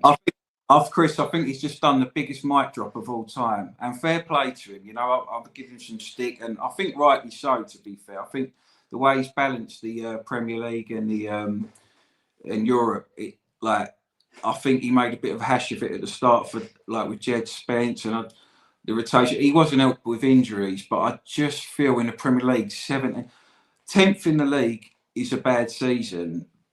If you put in Europa, but 17th, you know, it's pretty high. We've won the Europa League, but let's be honest, we were favourites to win that at the start of the season. And don't get me wrong, a lot of times we don't live up to what the bookies expect us to do. But I just don't trust him. I feel like the Ten Hag situation's coming all over again. I mean, my favourite managers were Martin Jol, Harry Redknapp, and Pochettino. And how many trophies did they deliver us between them? No. 0. Yeah. George Graham, Ramos, and Postecoglou have all delivered one each, you know. And I'm not a fan of any of them, you know. It sounds harsh, but I don't. Yeah. Jamie, always great to talk to you. We've got to get you on the main podcast soon, so we'll be in touch. So thanks for joining us. And as I keep saying, it's going to be an interesting summer, but we can all enjoy this trophy we're in right now. Yeah. Look forward to it, Chris, and keep up the good work, mate. I love watching it, and I love these shows. They're brilliant. Thank you, Jamie. Always welcome, and have a great weekend. Speak to you soon. Cheers, Chris. Cheers, mate. Right, we are now going to go to Noel in Ireland. Noel, how are you? Fantastic, Chris. What a week. I can't believe it. We spoke, I can't even remember when it was. Was it Sunday night? With Ricky? No, I'll be honest with you. I keep saying I've had lack of sleep. I don't even know what day it is. I can't even remember, Chris, but we were all very positive. We were all very positive. It was the most positive podcast I've ever seen on your. I've watched all your podcasts, as you know, and follow you all the time. And the other night was fantastic because every one of us said we were going to win, and by God we did. I was actually watching it in my local town. It's actually a town called Navan, and the guy actually is a Liverpool fan, Damien, but he has a soft spot for Spurs, you know. And when it was over, actually, he started blasting out "Glory, glory, Tottenham Hotspur," and there was actually 7 Spurs fans, myself, my son Gary, and my partner Luba, and about 200 United heads who were all spitting back into their beer. And the place actually cleared very, very quick. But what a night, Chris. I actually haven't drank for a year, and I was drinking pints of Guinness the other night and double of whiskies. So it's been a 3-day hangover for me. So that's the couple of days that I have had. And I can hear it in your voice as well that, you know, you've had a hard time for a few days, but who cares? It's gone, exactly. Who cares? It was fantastic. And Chris, I've been following you since 2017. In the days of the panels, and that's when I picked you up actually, and about when you walked around the stadium every week, and oh my God, there's more panels here on the east stand, on the south stand. And Chris, I want to echo what the other guys have said. You know, we all love what you do. I live in Ireland, Gary. We live in Ireland, and you're the link. And you know, you follow Spurs home and away. And you know, I think I actually thought of you the other night and what you were doing in Spain, and if anybody deserved it, you know, for the likes of yourself, well, the work you put in, well done. I think, well thank you. Deserved. Thank you, Noel. Yeah. And I also say thank you to all the other guys for their comments as well. So thank you so much. And the amount of people that actually came up to me and it was great. You know, I haven't even mentioned this. Yeah. It was great to witness that trophy lift outside the Tottenham Hotspur Stadium with the likes of Ricky Norwood and Craig Yeah. Dim and Darren Altman and a few Yeah. others who are channel regulars. So it was great to I tell you, Chris, I loved Ricky's contribution the other night. He was yeah. bloody amazing. You know, just what an inspiration. And all your guests, everybody that you've on, I've actually become friendly with Steve from the Czech, and we have messaged each other and intend to meet up with him actually later on in the summer. And what a lovely guy, you know. And you've got some fantastic people there, and you know, become a bit of a family now, you know. And I think Yeah. that's wonderful. It's actually amazing though the amount of people that come on this show now, and they have become really good friends with other people that come on the show, and it's fantastic. And as I said, a lot of them met up at the trophy parade, which was great to see. I was actually watching it. I was watching it yesterday, and I saw a few, you know, maybe still shots of yourself and Craig, and you know, the smile on your face, and I just thought, my God, and the amount of people. It just seemed to be an endless number of people, and incredible. Incredible. And I always remember you always saying, I don't care about the league position. I just want to see the bus coming down that high road. And by God, you got it on Friday in abundance, and well deserved. I have dreamt of that moment for a long time now, and I tell you what, I want that again. It's made me feel like I even want more. So I want more trophies, please. Spurs, honestly, Chris, I've been supporting the Spurs since 1967. My hero, Pat Jennings, was actually from Uri. I went to school in Uri, so I had to become a Spurs supporter. And you know, we went through great times in the 70s, relegation in the 70s. You know, fantastic FA Cup wins and the Europa League win in '84. Couple of cups since, but my God, the last time we won the FA Cup, Chris, was 1991, which is crazy. I'm not going to tell you what age I am, but by God, I'll tell you one thing. I hope we win it again soon, because we used to win it quite regularly, you know. And, life's changed big time for everyone since 1991. Absolutely, different years. Yeah, you mentioned Gary Mabbott there. He was one of the legends that actually came out before the trophy lift on the stage, and your hero Pat Jennings was also there. Well, I love Pat Jennings. Yeah. No, let me ask you: has all this sunk in yet, Chris? I work with a lot of Man United heads, you know, and there was an internal email. You know, I work in a forklift manufacturing company, and I actually do sales for them in Ireland. And there was a little issue to be addressed, and one of the Man United heads put on it, you know, if Noel gets over the fact that Spurs have won a trophy for the first time in 50 years, he might do this. So I actually, without disrespecting him, I actually put back and I says, David, jealousy is a terrible quality, you know. And I thought that was just the perfect response, you know. And he was a Man United head, but you know, just a quick one for you. I mean, I actually have a cousin who lives in Belfast, and he's a Manchester United fan. He's totally pissed off because he is a pensioner. He's been supporting Man United since the 60s. He's actually a member, but himself and his sons and his grandchildren go to Man United every year, maybe 4 or 5 times, to make a weekend out of it. The next year, the price for his ticket is £66, and it's now gone. He can't do it. So, and when I think of where we are as a club and the finances and all the stick that Daniel Levy has taken, and because we didn't win trophies, but I'll tell you one thing: I would rather be in our position, where now in the Champions League, you know, if with Daniel Levy's astuteness, I know sometimes he could be a bit more generous, but if you think the situation that Man United find themselves in, and they're paying millions for players that are not even there, and you know the stadium has fallen down, I know where I would rather be. Yeah, you know, that's just a little rant here, Chris. You know. No, lastly, although we love the trophy, we're going to love playing back in the big time in the Champions League next season. It's wonderful, isn't it? That prize of Champions League football again. Oh, absolutely, Chris. And you were talking to the other guys about the Super Cup.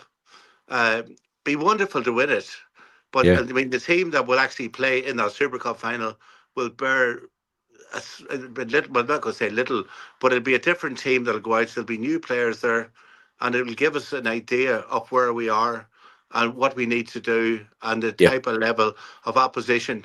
Because as you said already, this is a step up.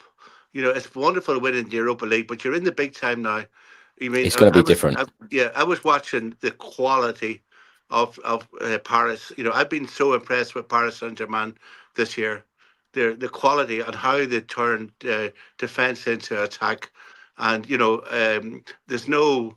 It's just unbelievable, and I think they'll win to win the Champions League. But I want you to ask me, Chris, about Ange.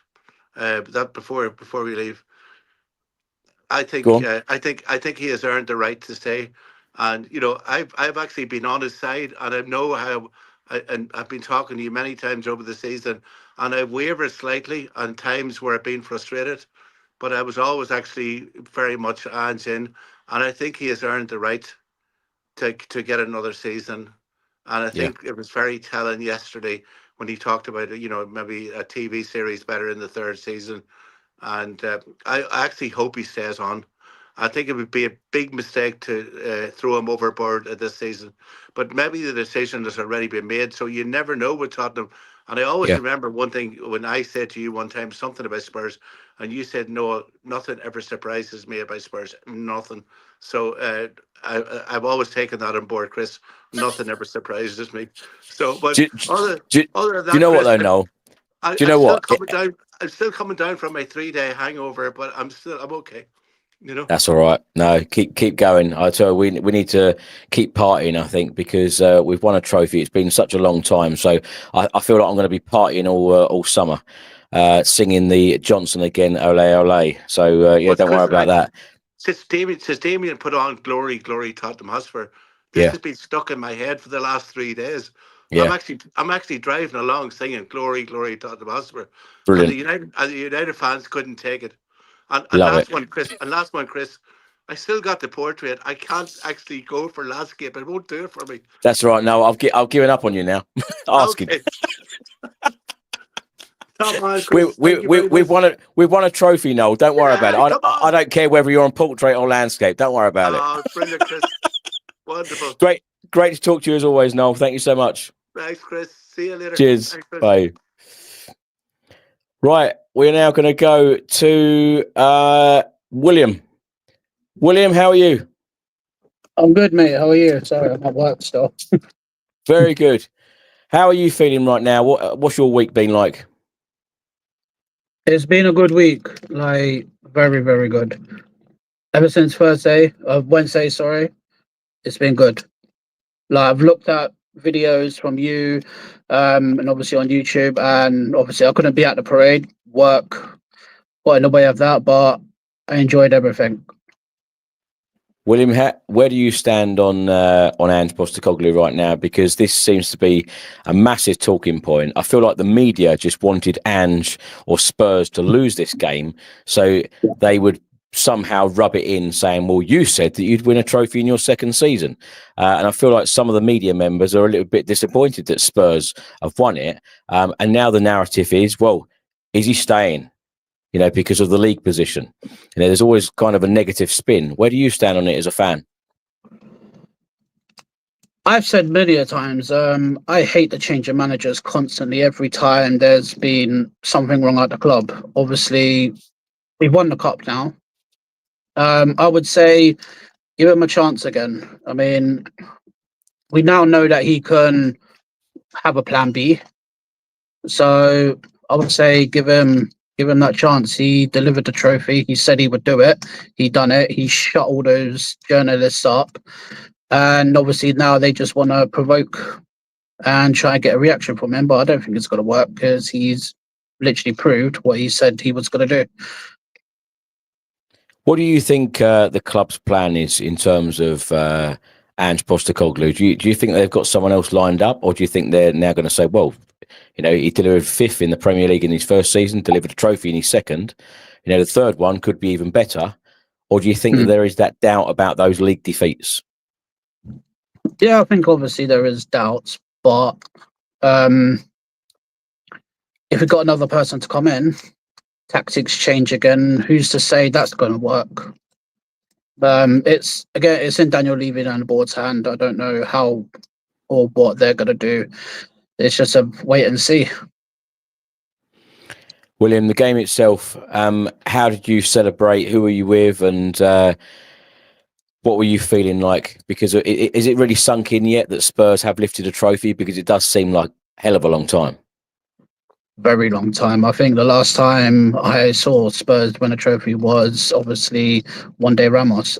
That was the last time, and there's always been that so close thing, so especially the Champions League, which I still think was a farce. But yeah, Wednesday, I was at the pub with my partner. So I don't know how she sat through that game with a smile on her face all the time. When the second half, I was looking at the table most of it and waiting for that clock to hit 90. Yeah. I looked at her and I went, "You're not a true fan of Spurs.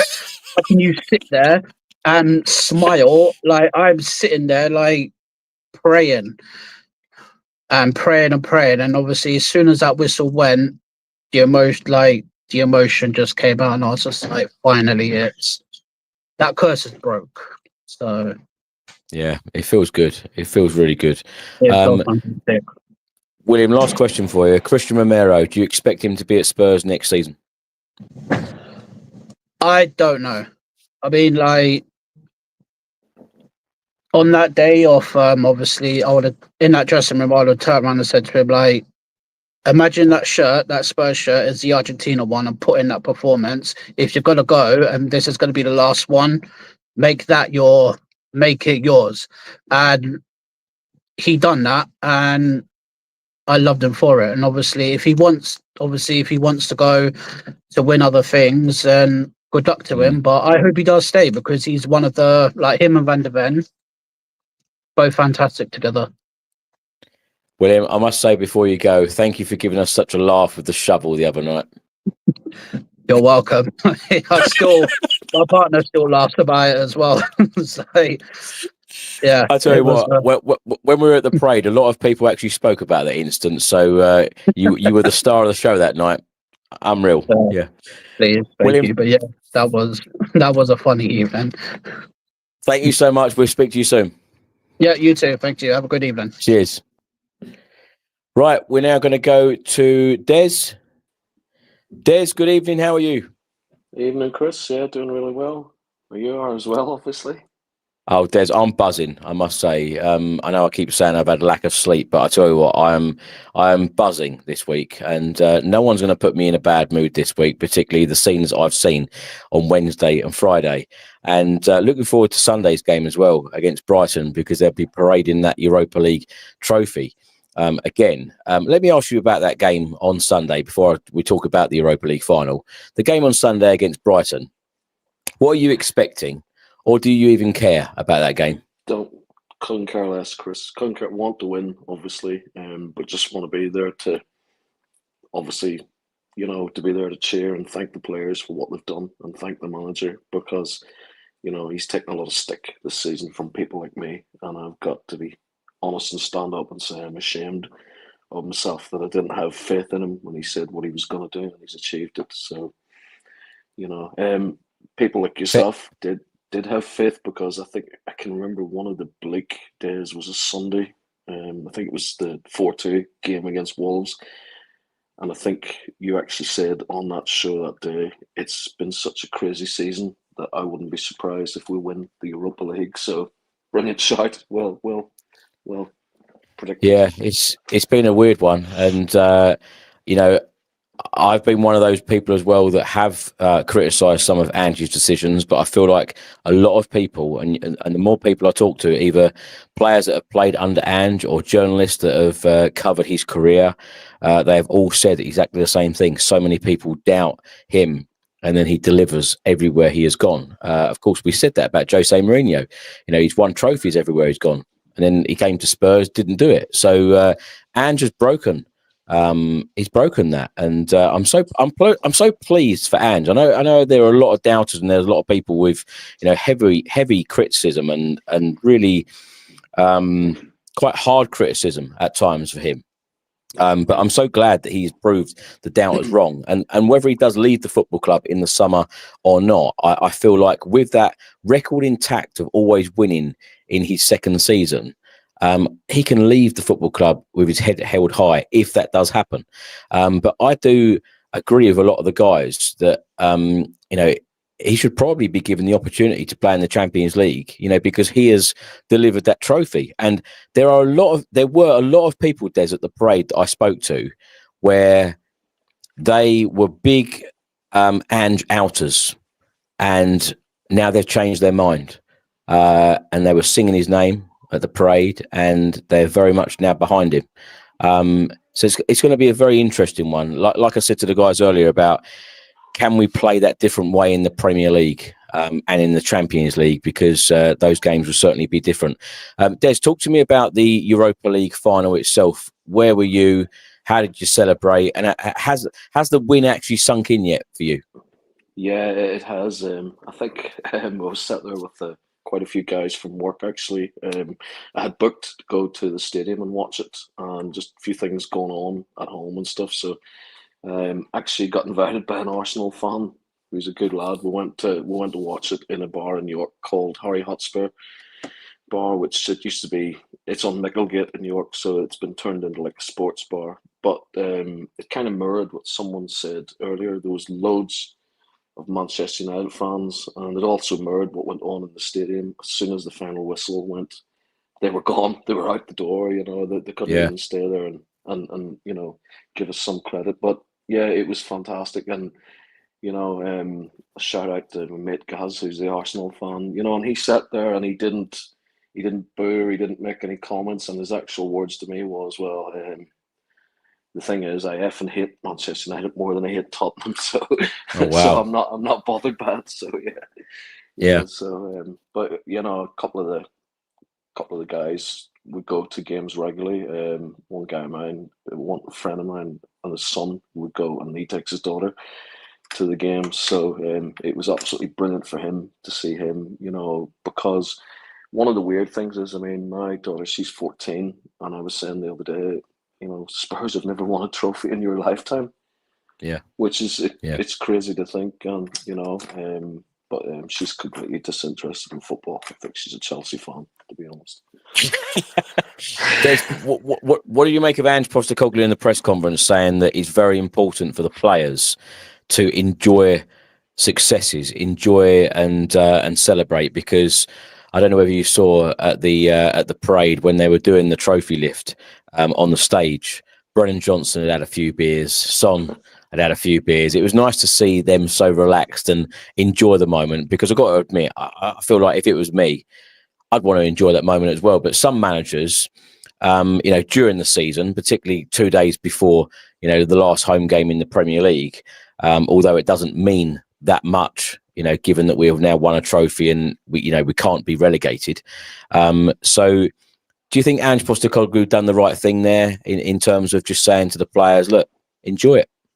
Yeah, absolutely. I think he knows how to read the minds of players. He's very intelligent. That's quite obvious. And it's, it could be a generational change for the club with these players, like someone said earlier, tasting success. Well, they want more of it. But I think one thing, when you look at how Porro ran and jumped on his back at the end, when you look at people like Madison, who's been in and out of the team, not once has any player come out and moaned about not getting game time. So maybe that tells you a lot about Ange. But the biggest credit I can give to him is, all those young players like Will Lancashire. I'm trying to think of some of the other ones actually that. Dane Scarlett, players who had scored goals in the tournament, and they were all brought over and made to feel part of it and involved in it, which was, I love that. Yeah, those young players can now see what kind of success is possible at the club. And one thing I was going to say to you, just moving on to the whole thing about success, this potentially could be a pivotal moment. That whole Spursy tag's gone. And for Daniel Levy, and I've heard you say before that he does kind of watch these kind of shows and podcasts and things. This is a message to him, you can see what success can come to the club. So back this manager, back him properly. You've seen the style of football that he plays, so you'll need to bring in similar players to Romero and Van de Ven, so that when there is injuries, you've got players who can come straight in. Because I think that's where it's been a challenge for Ange this season, being able to bring in the same style of player. That's my daughter in the background, Chelsea fan. Sorry. do you know what, Des? That's a great point, because I've mentioned this a few times this season in terms of if Ange wants to play this particular way, it can work, but you need to have that depth and that same quality. Yeah, you do. That's quite obvious. Some of the games this season, we've just looked totally lost, to be honest, because obviously in the last few weeks, kind of like dead rubber games where they've had to leave Van de Ven and Romero out, and we've looked a completely different team. I think the Crystal Palace one a few weeks ago. So it's up to Daniel now, go out, back him. If it means, getting rid of some of the fringe players and bringing that kind of strength and depth in, and that's what you need to do. Get behind this manager, because, I've doubted him. Feel ashamed of it, to be honest. Feel ashamed of some of the moaning that we've done as fans this season. And there's guys on here like Noel who've come on constantly, and Stuart and people who've said, just have a bit of faith in this guy. Yeah. Fair play to him. He's done it. So, well, fair play to you for admitting you were wrong. I don't think we're going to get many guests on that will say that. I'm always wrong. That's the problem. So I get used to apologising for it. So, Des, thank you so much for joining us again. Thanks so much for joining us so many times this season, and we look forward to speaking to you next season. Yeah, Chris, and thank you so much for everything that you do and for putting on this show. It's fantastic. Thank you. Thank you, Des. Speak to you soon. Cheers. Right, we're now going to go to JP. JP, how are you? Hello. Hi, Chris. Thank you for having me. I'm doing great. I'm doing great. This week was incredible. I'm in Buenos Aires, Argentina. So the land of Cuti, Pochettino, Ardiles, Ricky Villa. So we really had an amazing time on the bar. 77 people joined the bar, including British people, US, New Zealand, from everywhere. It was incredible. How was it when that final whistle went after that stoppage time of 7 minutes? Because, of course, I was in the stadium and I saw that board and I thought, I know you're quite young and you probably wouldn't remember that the Fergie time of Manchester United. It always seemed that they would always get extra minutes when they needed a point or needed 3 points in a game, and it would seem like Manchester United always got that extra time. And I was biting my nails, feeling very nervous. Although I felt confident going into the game that we were going to win it, when I saw that 7 minutes go up. But when you guys were there and that final whistle eventually went, tell me what the atmosphere was like. What was it like in there? Absurd. Everyone hugging around, shouting, screaming, crying. It was a mix of emotions. We have that video. We have it on one of the stories of Sports Buenos Aires, because it's within the program of our fan club in Buenos Aires. So it was incredible. I had my dad on the other side of the bar, so I was with a few friends that are president of the OCC, and there were a few British people on there, some of the football team that we have here in Argentina as well. And then I had to run to the other side to see my best friend and my dad and hug him with his jersey on, because he was used to being a Boca Juniors fan. He still is, but he's also a Tottenham fan now because of me. And I look young, but I'm 35, just turned 35. And I was able to see that 2008 game when I was a 17-year-old shouting in my balcony when we won, with that the penalty, the Woodgate header, and so on. So I remember those days because those are the days that made me stay 17 years waiting for this new title. Yeah. Talk to me about Christian Romero, of course, fellow Argentinian. And, of course, he captained Spurs in this final until Heung-min Son came off the bench. Then Romero gave him the armband. What do you think will happen with Christian Romero? Do you think he will leave Spurs this summer? What have you made of him this season? And talk to me about him on the international stage, because, of course, a lot of Spurs fans, when they know that he gets called up by Argentina, a lot of Spurs fans feel like he gives more for the national side than he does for Tottenham Hotspur. But Ange Postecoglou he's such a big fan of Romero. I mean, he's unbelievable. I don't think we have had the chance of seeing him 100% the full season because of either injuries, suspensions, those red cards sometimes that he got deservedly or not, right? So it has always been like a very tough road for him to really show his class.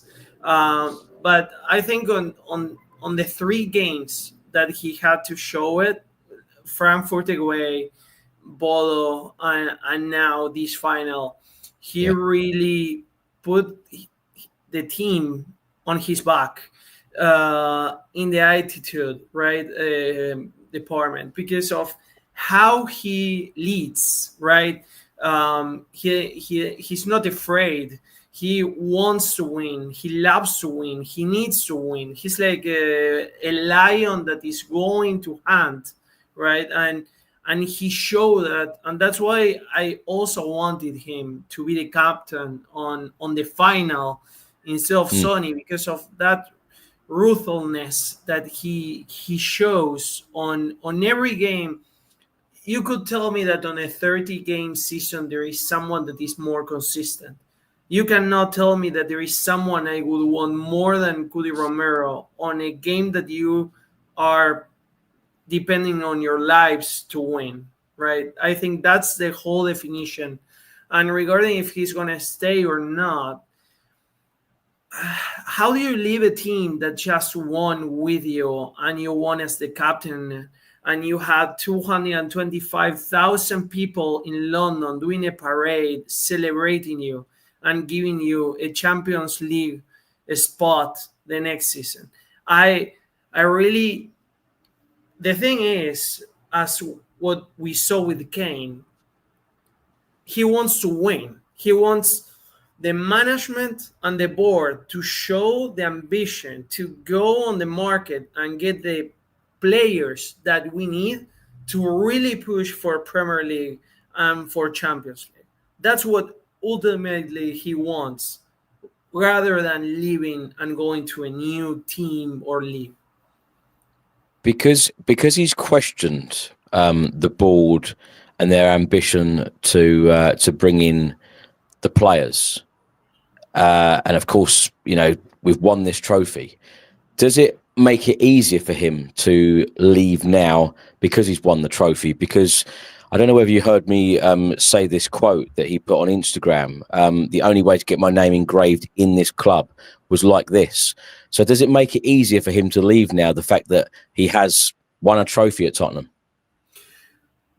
I think yes, but I don't think he will end up leaving. Okay. Because where is he going to go that it's going to give him the life that Tottenham can provide him? I mean, if he wanted to go to Real Madrid, he would have a path there.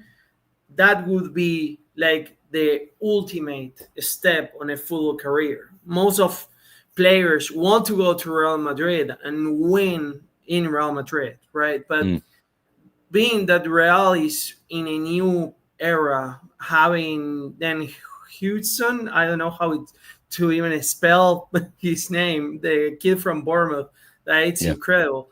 Just bought from Real. I don't see Real going for Cudi and being able to pay what Levy is going to demand. That's the whole crux of it. How much money is Levy going to demand for Kudin after winning the Europa League and being in the Champions League? 150 million? Who is going to pay it? Last question for you. Who will be the Spurs manager at the start of next season?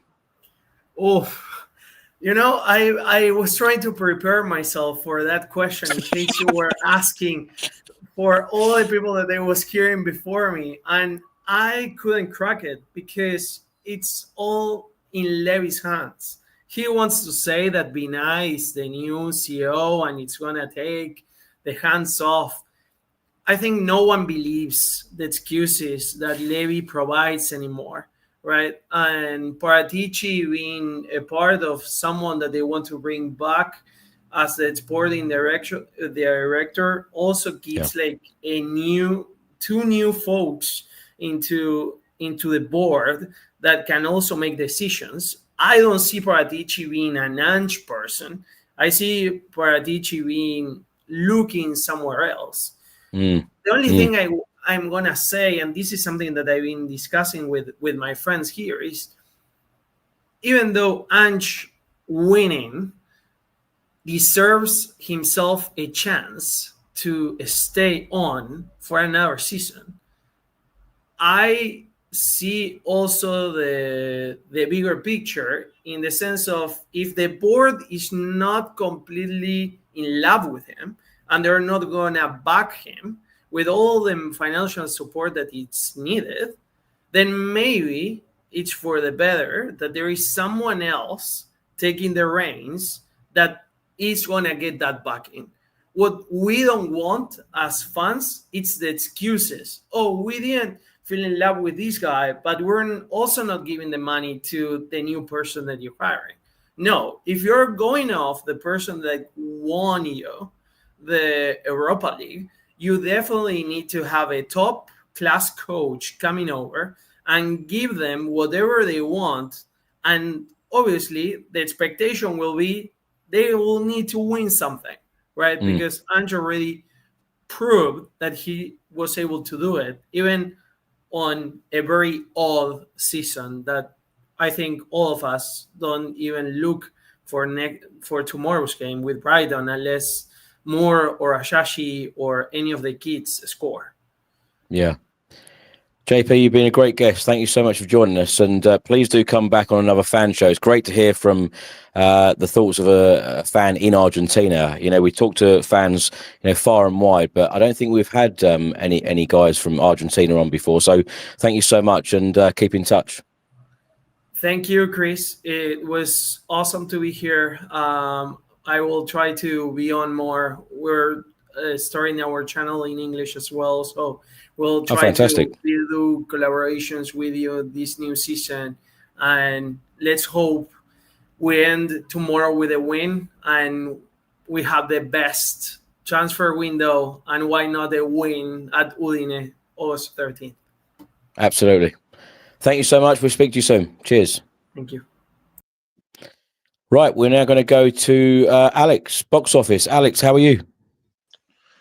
I'm good, Chris. I don't know how I'll start this, but firstly, I'll start like this because I think people want to say, want to hear something like this anyway. You should have. They should be watching the channel. They should be watching Mr. Box Office TV because if they watch Mr. Box Office TV, I would admit that I was actually wrong about Postecoglou. When I say I was wrong about Ange Postecoglou, I was wrong about him winning his second season, right? But let's qualify this, right?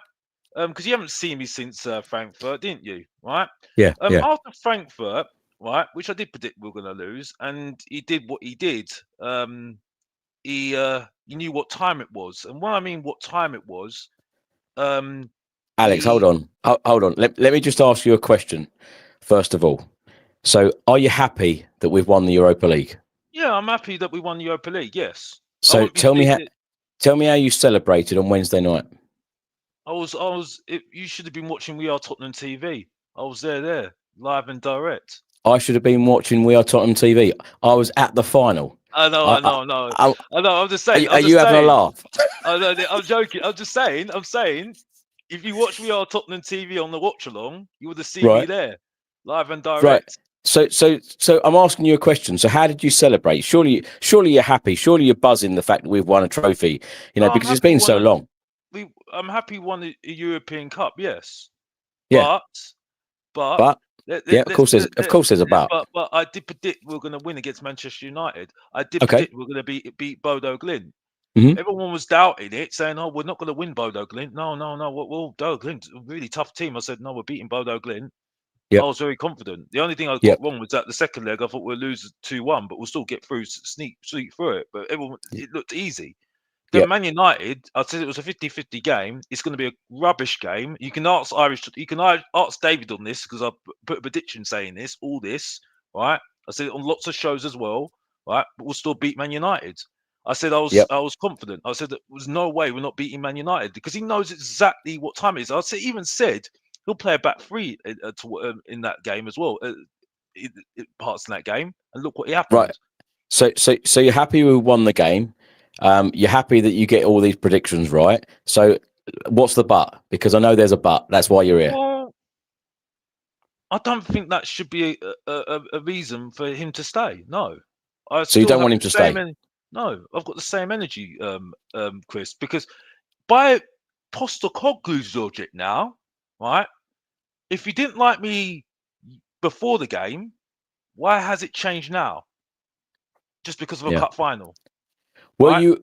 Can I ask? Were you at the parade on Friday? Yeah. Yeah. But I was only there for a little bit because it was very, very busy. But listen, for young people, how did you feel at that parade? Because if you were there at the point, and I know it was quite a long day, but of course I didn't mind waiting because I was having the time of my life because we just won a trophy, and every single Spurs fan there, every single one, were enjoying themselves. They had a smile on their face. Some people were emotional. Some people loved to see the bus coming down the high road. You know, Son, Maddison, and co. all lifting the trophy, all having the time of their lives. And then, of course, they'd done the trophy lift on the stage. So if you saw that bus coming down, I want to see the facial expression that you had when that bus was coming down the high road with that trophy, Alex. Come on, show me your face. No, listen. I'm not going to do that. That's not what we're going to do here. Well, of course we are, because it's about moments. It's about moments. We're all Spurs supporters, and the game is about the glory. And when we have the glory, and when we win trophies, if you haven't got a smile on your face, there's something wrong. Oh, like I remind you again, Chris. I was happy we won the game. I said I was wrong. I said brilliant. We won a massive trophy. What did I say to you before? I said he's going to be he's the most successful manager of the past 2 decades as well. Right? Yeah. Okay. Love it. Absolutely brilliant. Right? Yeah. I was there. I was proud of the fact that we saw and it was great to see everyone together. Great. Absolutely brilliant. Okay. It was a bit too much for me in terms of the crowds. Yeah, but that's just normal.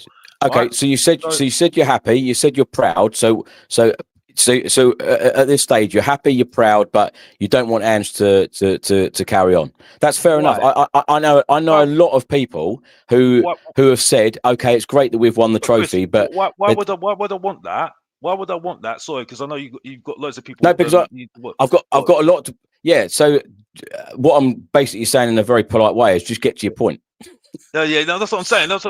But what I'm saying is that for me, nothing has changed because no one's improved, right? You can see, right, we're not balanced, right? Attacking wise, we're absolutely rubbish, right? Okay, we're just because Vicario messed up and Van der Ven kicked it off the line, right? It could have been an absolutely different game, right? Okay, even against Bodo Glimt and Frankfurt, where was the attack? Right? Why has he not carried on these tactics, right, to in the league, and we wouldn't be 17th, which 38 points in any other season would get you relegated. Hold on. Why So is are you criticising those wins in the Europa League and criticising that Vicario mistake and the Van der Ven clearance, but also you want us to then play like that in the Premier League? So what are you saying? No, it's got to be balanced. It's got to be balanced, right? Because and this is where he's had 2 years, and I don't know what we're doing. I don't know what we are. And the thing is, though, right? Great, he got it done, but in the league, he completely left it, right? Yeah. And the only reason why he did left it is because he was allowed to because of the cup, but also, right, we weren't threatened of relegation, right? So he's a very lucky man. He can't do that next season. He cannot do that next season. And then I'm going to bring it up to something else as well, right? There's somebody else I need to speak about. There's somebody else I need to speak about. Hold on a second. I do agree with you to a point where those performances and those results in the Premier League can't continue, and I believe that is the conversation that the board will have with Ange Postecoglou after this season is ended, because that has to happen, because they're not going to be very happy with the Premier League results and the position. Yes. It's great that we've got Champions League football and we've fast-tracked our way there by winning the Europa League. But I do agree, Alex, those Premier League performances... Can I just stop you here, yeah? I'm watching the chat and I'm not being funny, right? Yep. But by the way, right, the only reason why I pay attention to you, Chris, is because you invite me. And this is why I love you, yeah? Right? We do not agree, yeah? And we've never really agreed from day dot, yeah? But you invite me. If you don't invite me, I don't care about channels anymore that don't invite me. Yeah, you invite me. Yeah, but when I get people in the chat, when people in the chat are saying clown and all this stuff because I've got a different opinion, and I'm not being rude to you, am I? You know what I mean? But when people are saying clown and moron and all this stuff in the chat, right? That's cool, but that just shows you where we're at the moment. You know what I mean? Because you've got a different opinion. Alex, I'm just saying. I'm giving you praise, by the way, Chris. By the way, I'm saying to you, don't get used to it. I'm giving you praise, by the way, saying you know that you invite me, but when you're getting people going on like that, right? And I don't care, but this is what I'm saying at the moment. You know what I mean? You know, and for me, that just shows you what it is. You know what I mean? So, sorry, just to say that. You know what I mean? You want different opinions. So we're doing it right now, cordially. So hold on. What's that all about? Right, so we've been recording the show for a couple of hours now. So you've messaged me a number of times and said, "Can I come on this evening?" That's what I'm saying. So that's what I'm saying. I'm not having a go at you. I'm saying I'm praising you because in the chat you turned around and said this isn't very balanced. So you know, I often get criticised. People actually stop me sometimes and go, "Why do you have Alex on?" I said because it's very important to get everyone's view. So I'm not going to have everyone just agreeing with what I say. I like that some people disagree with some of the stuff that I say sometimes. And Postecoglou a clown, by the way, so I don't know what you're talking about. Absolutely lies in their chat, by the way. But again, no. But Alex, you're welcome to come on and answer questions and tell me how you feel about it. But you know, we've spoken for many years. You know, since Pochettino was our manager. And, you know, it's fair to say that Ange Postecoglou has delivered a trophy. And I feel like as a fan base, you know, this season, as you've said, has been so dismal in terms of the Premier League.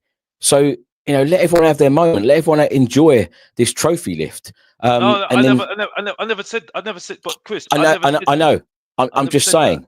I'm just saying, because on Friday, that was magical. On Wednesday night, that was fantastic. I tell you what, I want to feel like I do now all the time. And I want to see more trophies in the very near future, whoever the manager and whoever the players are. Let me ask you, Alex, last question for you. Do you think that Ange Postecoglou, not about what you want, do you think he will still be our manager at the start of next season? I'm glad you said that. He will be our manager. I think, unfortunately, he might be our manager, right? So if that's the case, right, I don't want to hear any moaning about Daniel Levy. I don't want to hear Levy out, right? Because Daniel Levy is doing exactly what the fan base want. Yeah? Truth bombs really hurt. Truth hurts, doesn't it? Yeah? Right? Because he's given you a European trophy. He's given you 7 finals, right? He's given you great football, right? Okay. when you're complaining about Conte, but this football's not that great, right?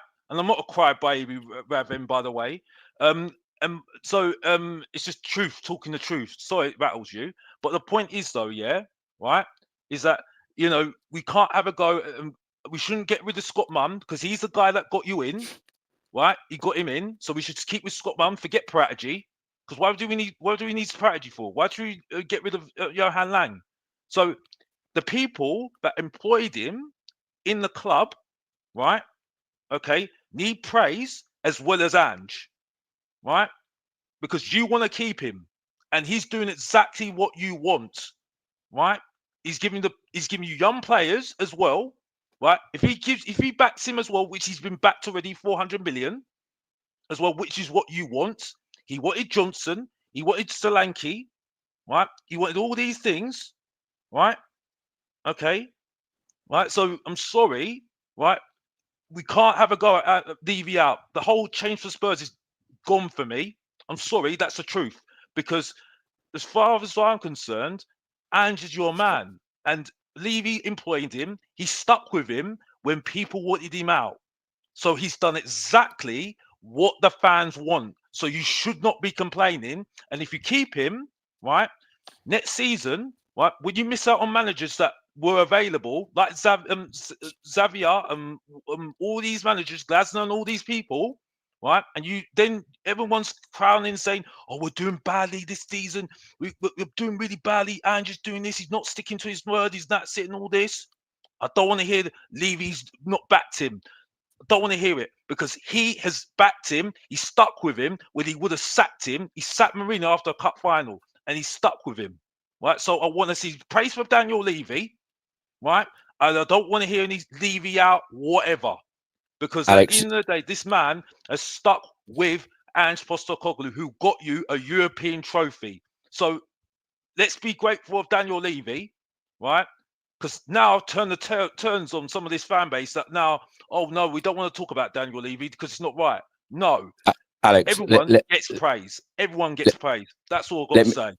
Let me just say, before you came on and asked come on tonight's show to give your thoughts on our historic night and wonderful night, you said to me that this isn't a balanced conversation. Now you know very well that I invite everyone on this channel. I can't help that we have a lot of people who have enjoyed a Europa League success. No, I wasn't saying that though. It didn't come across. It didn't come across like that. So, because you turned around and said it's unbalanced. No, yeah, but Chris, that's not what. Chris, again, I don't know where we're going with this though. I've just said to you, right? I've just actually said to you, right? I don't even know why you're saying this to me. I think I'm actually offended you said that. Because you put it, because you put it in the, you put in the chat. You said it was an unbalanced conversation because people are enjoying themselves. Wait, Chris, what do you mean by that? I've not said, Chris. I said I wanted to just come on to say my say. That's it. Okay. I don't know where this is. I don't know where this is like saying now you're having a go at me. What have I done wrong here? I'm not having a go. Yeah, I'm not. Chris, it sounds like you're having a go at me. Not at all. I've just praised you. I've said thank you for inviting me because you've always respected me, and that's it. Yeah. I'm not having a go at it. I'm not having a go, but people are calling me a clown in the chat. Right? So I think, yeah, Alex, I can't be positive, and that's it. Yeah. That's all I'm saying. I respect. What have I done wrong? What have I done wrong? I always respect everyone's opinions, whether I agree with them or not. I always respect everyone's opinions. Have I called out and said anybody's personally? No, I haven't. But they're calling me a clown, so I've got the right to say. I'm just saying. I've said to you, you've been respectful and said. Yes, thank you for. I said thank you for inviting me. This is why I watch you because you invite me all the time, and even though you don't agree with me, right? I'm not saying to people not to celebrate. I do agree with some of the things you say. No. But Chris. Oh gosh, right, I know. Don't worry, Chris, Cowlin, are you there tomorrow? Are you there tomorrow? Of course, I'm there. Right, I'll see you tomorrow. All right. Right. We'll chat tomorrow. Yeah, we'll chat. Have a beer tomorrow, Alex. I look forward to it. I don't drink, Bob. I don't drink, bro. I'll have a Diet Coke with Alex tomorrow. Sorry for the misunderstanding, Chris. Sorry for the misunderstanding, Chris. Like I said, I'm not having a go at you. Enjoy this win, Alex. Enjoy this win because it's been a long time. I enjoy life. I know. I've told you before. I told you before, I love seeing the smile on your face. So when we have a drink tomorrow, you're going to be smiling, and we get a photo with a smile on your face, and I'll put it out.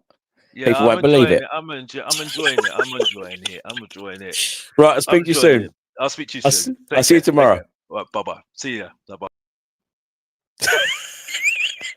Who's going to follow that? I'm going to go to Terry. Terry. How are you? Terry, really have. Are you pleased? Are you pleased? We won the Europa League. I got to tell you, I have a hard time understanding why Alex has trouble finding a girlfriend. I really do. I wonder why that is. My gosh, it's oh gosh. I got to tell you, I'm gonna have a slightly different spin than Mr. Box Office. I've got to tell you that it's how appreciative and thankful I am to be a Spurs fan alongside you and Craig and Ricky and Gary and the other Gary and Jim and Stu and kind of everybody else that I've been on with this season. Adrian. I feel like this whole Spurs chat family, we've kind of helped each other get through this season. And what a prize at the end. I mean, as much as I imagined that moment, that lift moment and that parade, I didn't think it could actually feel better than I imagined. I don't know about you. Like it's totally.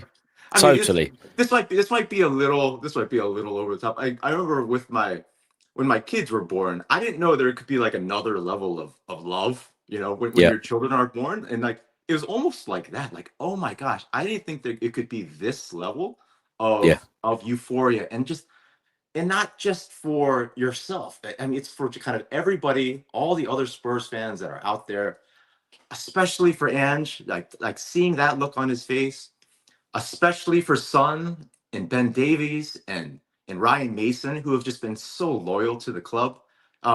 Those three, those four, it's just absolutely euphoric. It's how many times did we go through that crazy hypothetical of 17th and a trophy? I don't think any of us really knew how painful 17th, that journey to 17th would really be. Yeah. But again, I don't think any of us knew how euphoric this could feel, how amazing this could feel. I'm telling you, I would take this every season. I would take 17th and a trophy every season because it's 95% of the season is pain, but it's still worth it at the end. My gosh. I mean, I've got to ask you, does anything top this for you as a Spurs fan in your life up to this point?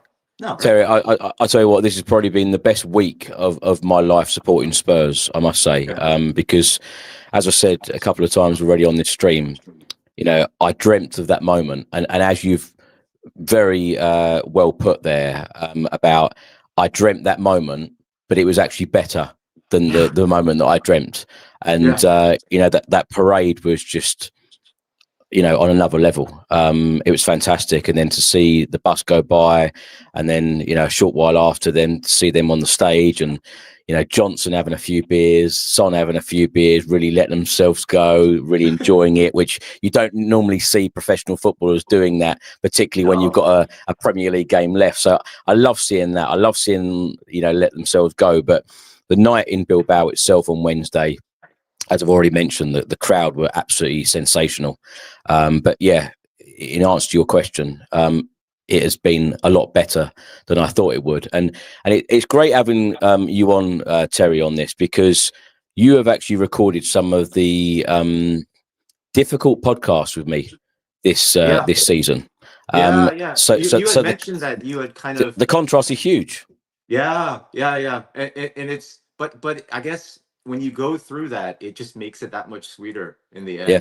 I mean, so I was on for that Fulham podcast, where that's when you started having doubts in that's the one. That's the one. Yeah. And that was a tough one because Andrea and I were on together and we were being positive, and it was a really low point at that point. Yeah. And you were sitting on some cold steps in West London. It was you were pretty miserable. That seems so far from now. It's amazing. It's how something like this and a run like this can just galvanize can just galvanize everyone. I mean, it's just such a high. It's funny. I was walking to the train station in the city on Thursday, and I was realizing, sometimes you walk along the street and you see a crazy person who's just kind of smiling to themselves. They're not listening to anything or talking to someone. Then I realized, oh my God, I'm that crazy person. That's you. Because you see that a Yeah. lot in New York City, but you can't stop thinking about it, like every moment, and just smiling, and there's just so many emotional moments to go through. I mean, that hug between Son and Madison at the end of the game, and then seeing all the footage of Vicario dropping to his knees, just everyone's reactions, and just I don't know how many times I've teared up over the past few days. That the podcast that you guys did, that you, Craig, Ricky, and Gary did, when he started tearing up on the podcast, I started tearing up again just watching him tearing up. Like it was it's so fun to go through this with you guys, even though it's so much pain that we go through, but for times like this, it's absolutely worth it. Well, you've been with us on this journey as well, Terry, and it's great to have you, a big part of the channel. And when you talk about emotion, look, my arm has just gone all goosebumps again. Honestly, that's exactly how the last few days or this week has been. Just feeling, goosebumps on my arms constantly when we're talking about that special moment or the parade. It was just incredible. Where did you watch the game? Were you at home? So I was, there's a local supporters club called Montclair Spurs. So I want to give them a shout out. I'm going to wear their t-shirt tomorrow. I'm going to be on the pod tomorrow.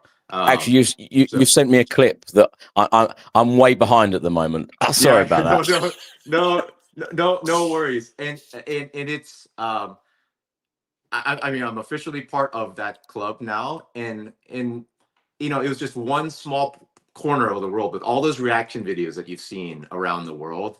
I mean, it was that I don't know how many strangers I hugged, and just the sheer joy. And we're just holding each other those last 7 minutes.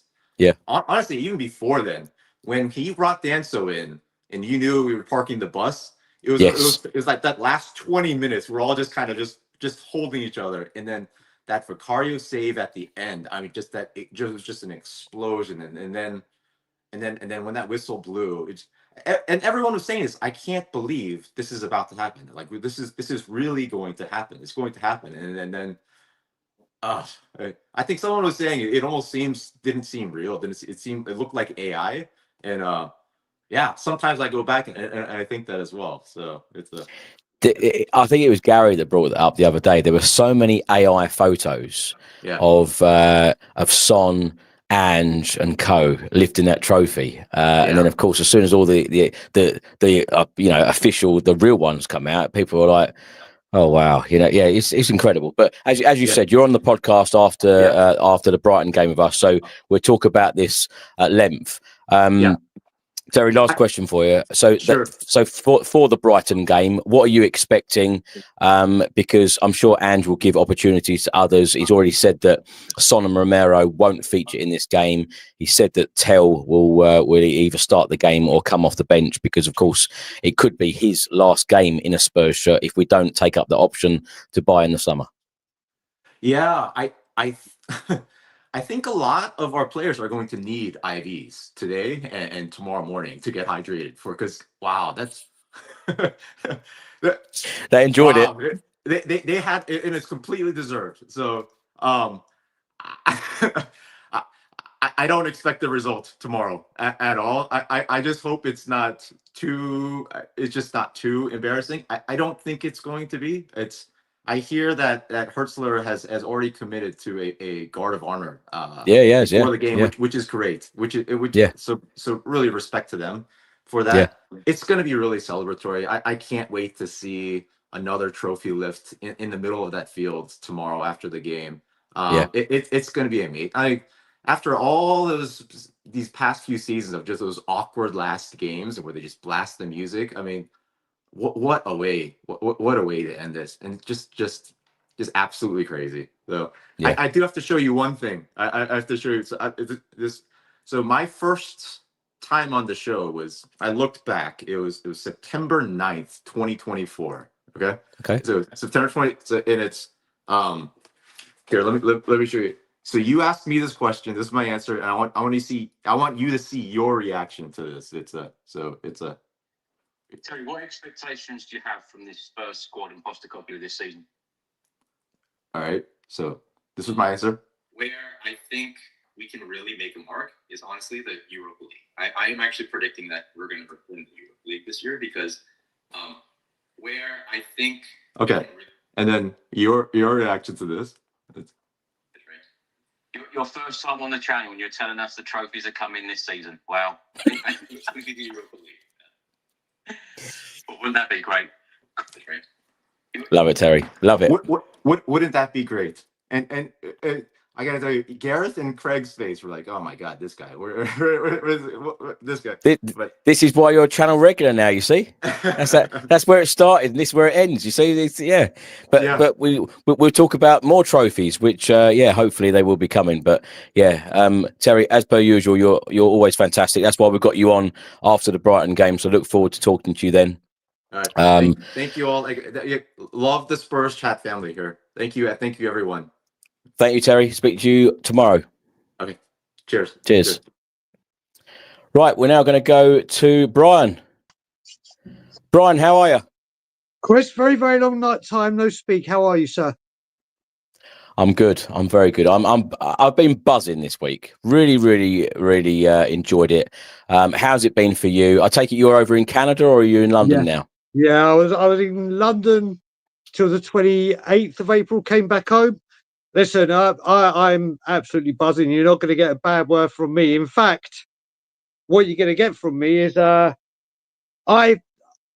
we know, we've spoken. I had never turned on a manager, and then after the North London derby, I fell off the wagon, had a major relapse, and went on a anti-manager bender. But I am now back on rehab. I'm fully back on board. I'm back in this manager, and I won't change. I won't change. I will hold my hands up. It's the first time I've done it. That guy, I looked at it more deeply. Winning that tournament, like I heard you saying with the guy that was just on before, I caught the tail end of Alex. I didn't even know you were on. I know you emailed, but I didn't see it. So, but we'd all craved and dreamt and wanted this moment, and thought it should have been sooner. Whether it should have or not, it's irrelevant. For the final 15 minutes of that match, I think I was going to be physically sick. I was in the airplane crash position, head between legs, just hoping nothing would happen. And I looked at it. Better managers have been here, like stature-wise and reputation-wise, players and squads, and they failed to get it over the line. And he did it. I look at it. I know we're going to say game management, because I tell you what, I feel like we've done a few of these shows, and I feel like we haven't probably spoken about that enough, if at all, about the game management, about that last, when we were all feeling very nervous, and I'm getting goosebumps talking about this again. Game management, when we're all feeling nervous, I'm biting my nails. You're like, oh my god, and then Ange dealt with the game perfectly well. Oh, mate, we'll get the game. I mean, I was one that I mean, obviously, I saw you at the Wolves game, didn't I? I saw you at halftime. We were having a chat, and we weren't happy. I think a majority of us weren't happy, but I was one that was very quick. And listen, I know that I'm outspoken. I know what happens, but I'll also own it. And when I'm wrong, say I'm wrong, as you know. And I have been saying get him gone before European games. I was one of those people. But like you said, his adaptability and the way he played, Frankfurt was the one for me. Frankfurt, I really thought going away to that stadium with that kind of toxic or hostile atmosphere, not hostile, I thought, can the Spurs players put in a performance and not melt under the pressure? Yeah, I think that was the best performance in the entire tournament. It may not have been the prettiest, but I think it was the greatest team performance I've seen under Ange, and showed as a team, not as individuals, as a unit playing, they can do it. Clean sheet. Then we went to Bodo, and I was convinced they'd score because they always score. Did the same, clean sheet. And then in the final, and all these people saying, my God, what a crap final that was. I keep referring to, you look at it, the Barcelona Inter Milan European Champions League semi-final, wonderful game of football. Barcelona fans got nothing out of it. Would you rather Brian, be a Barcelona fan? That was superb. I know Anne just said this many times about, it's entertaining and he likes to entertain people, but we're not the team to be, entertaining neutral fans to watch this game. We're the team to get us over the line. And that's what I love about Ange in the way that he did that in this game. It wasn't about the entertainment, which we've always heard. It was about just getting the job done. Because as I've said so many times in the last couple of days, Onana didn't have a save to make and we only had one shot on target. We won ugly. Oh, and listen, do you know what? We've had loads of fans that have hated Conte ball and Mourinho style football, but we had this manager that adapted, which has been a major thing where people have been saying with Ange, can he adapt? Yeah. And he did by that game. And I'd take performances like that if it was 3 points. You look at it with some of those games that we only lost by 1 goal. If he had adapted it, maybe they wouldn't have been one goal. But that's by the by. What I will say as well, and it really got to me Wednesday evening, Thursday, is everyone knows my feelings on. I'm not going to talk, but I put everything into that, and I kind of lost my way. I will still put everything into it as a Spurs supporter, as a supporter of Tottenham Hotspur Football Club. And when I got home, and I got a video message from my dad with my 13-year-old nephews that have just got into football the last 18 months or so properly, and they were crying their eyes out at what they've just witnessed and what they've just, and I mean, seeing that with their grandpa and my dad, obviously, it was like, do you know what? It took me back to the 1991 FA Cup. Oh my God, we are the That's what it's about. It's emotional. And there's people, mate, the Scotland Yard in Toronto was absolutely, obviously you were in Bill Batter's back. Toronto was bouncing. It got so bad that people took to Reddit to find out what the hell the noise was in Toronto. And I was just like, "This is Brian." I love stories like this. I really do. Tell me. So you in the pub. So tell me, just picture the scenes for us. Tell us exactly what it was like, because those 7 minutes, which seemed like bloody hell, it seemed like half hour or more. There's 7 minutes, but when that final whistle eventually went, just paint the picture for us. Well, let me try and explain to you. Obviously, the Scotland Yard, which is our known pub, holds a lot of people. That was sold out standing room only, and there were queues from 9 o'clock in the morning, and that is what. So remember, we're 5 hours behind the UK, so that's 2 o'clock in the afternoon. People queuing, hoping to get the standing room only. There's a sister pub and a secret location that we had. We were singing songs outside the whole time, so much so that the office buildings above us were telling us to shut up. And we're like, no, not a chance. We have an Arsenal shirt that on the North London derby, we always put outside the pub and say, wipe your feet before you come in. That got thrown into the middle of the road, and it was raining, and all the cars that were coming past, we're going, oh, and if the cars run over it, we're going, again, being told to shut up. Non-stop singing and chanting throughout the, and then those final times, the release of energy, noise, passion, and it doesn't matter where you are in the world, whether you're watching it in Bilbao, at the Hotspur Stadium in Tottenham, in Australia, in Mexico, Greece, whatever. That noise. I had one dream in football, like outside of Tottenham. That remember when David Beckham scored that free kick against Greece? I just wish. Could you imagine the noise if every single English person in the world were together and just hit like those fan parks you see at Hyde Park? Could you imagine every single Spurs fan was together, regardless what you think about anything? The noise levels.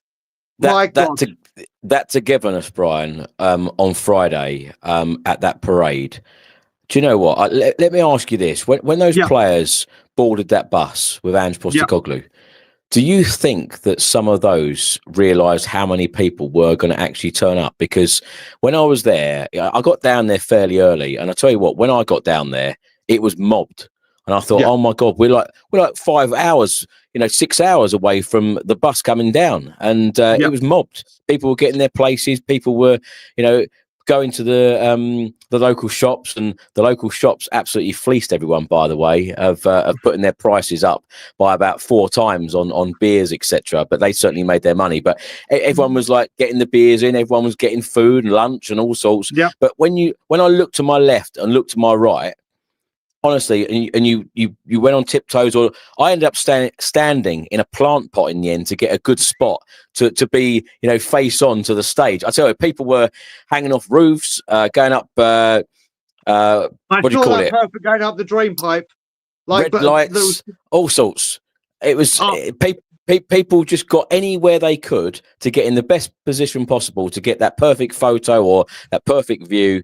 But honestly, wherever you looked, there were Spurs fans absolutely everywhere. And as you've just rightly said, and I'm glad you mentioned that, regardless of whether you like a certain player, a manager, a decision that a board member has made, etc., everybody came together. Everyone smiling, laughing, emotional, crying, you name it, everyone came together. And like when you say about everyone singing, the singing, like James Black came on, sang some songs, and of course everyone was singing songs as well, off their own back, and it was incredible. Look, I got to watch it. Obviously, being back in Toronto, I couldn't have made it there anyway. Just had surgery, can't fly. Even if I could have, I probably would have tried to get there, but I just could not get there. But to watch it and see that, and you got to remember as well, this was done within a 48-hour turnaround. There was already talk about a Friday and it not being the best day. They moved it from, I think it was meant to be 3, and then officially it was 5:30. It's a bank holiday weekend. The sheer volume of people, like what you were just saying as well, doesn't matter what. As a fan base, obviously we're all outspoken. Some of us have a platform, some of us are in the chat, some of us whatever. No matter how we feel about certain issues at the club, the most important thing that everyone has is our love for Tottenham Hotspur. May not agree with people's decisions or viewpoints, but at the root of it all is the love and passion that we all have for this football club. Yeah. And then when you looked at that and you saw people of grandparent age, parent, colleagues, people, all different ages, all different races, all different beliefs, everything, none of it mattered. Not one thing on the planet mattered apart from coming together and celebrating something that we have all craved for. Yep.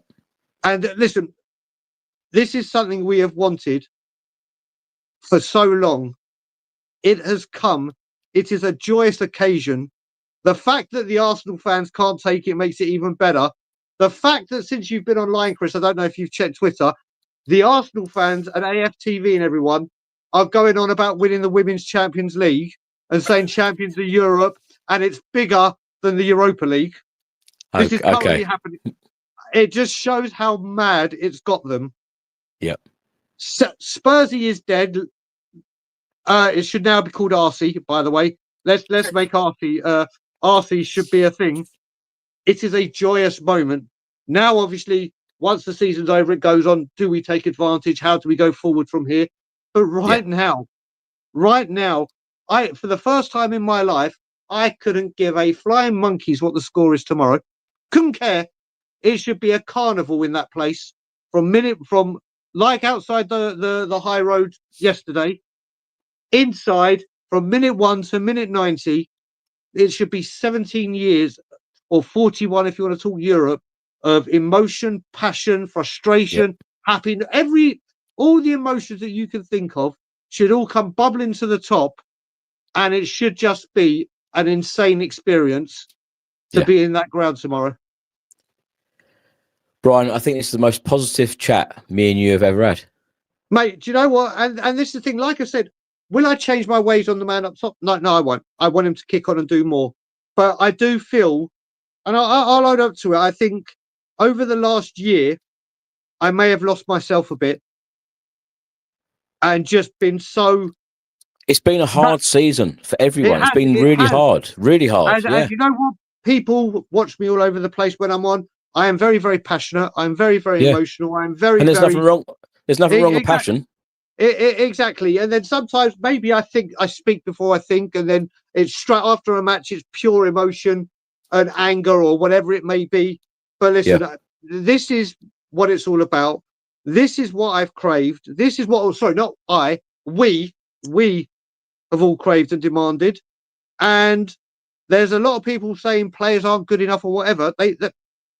Maybe they're not. Maybe they do need upgrades, and we'll see. But they'll go down forever in folklore as the team that brought European success back to Tottenham Hotspur and ended a 17-year drought.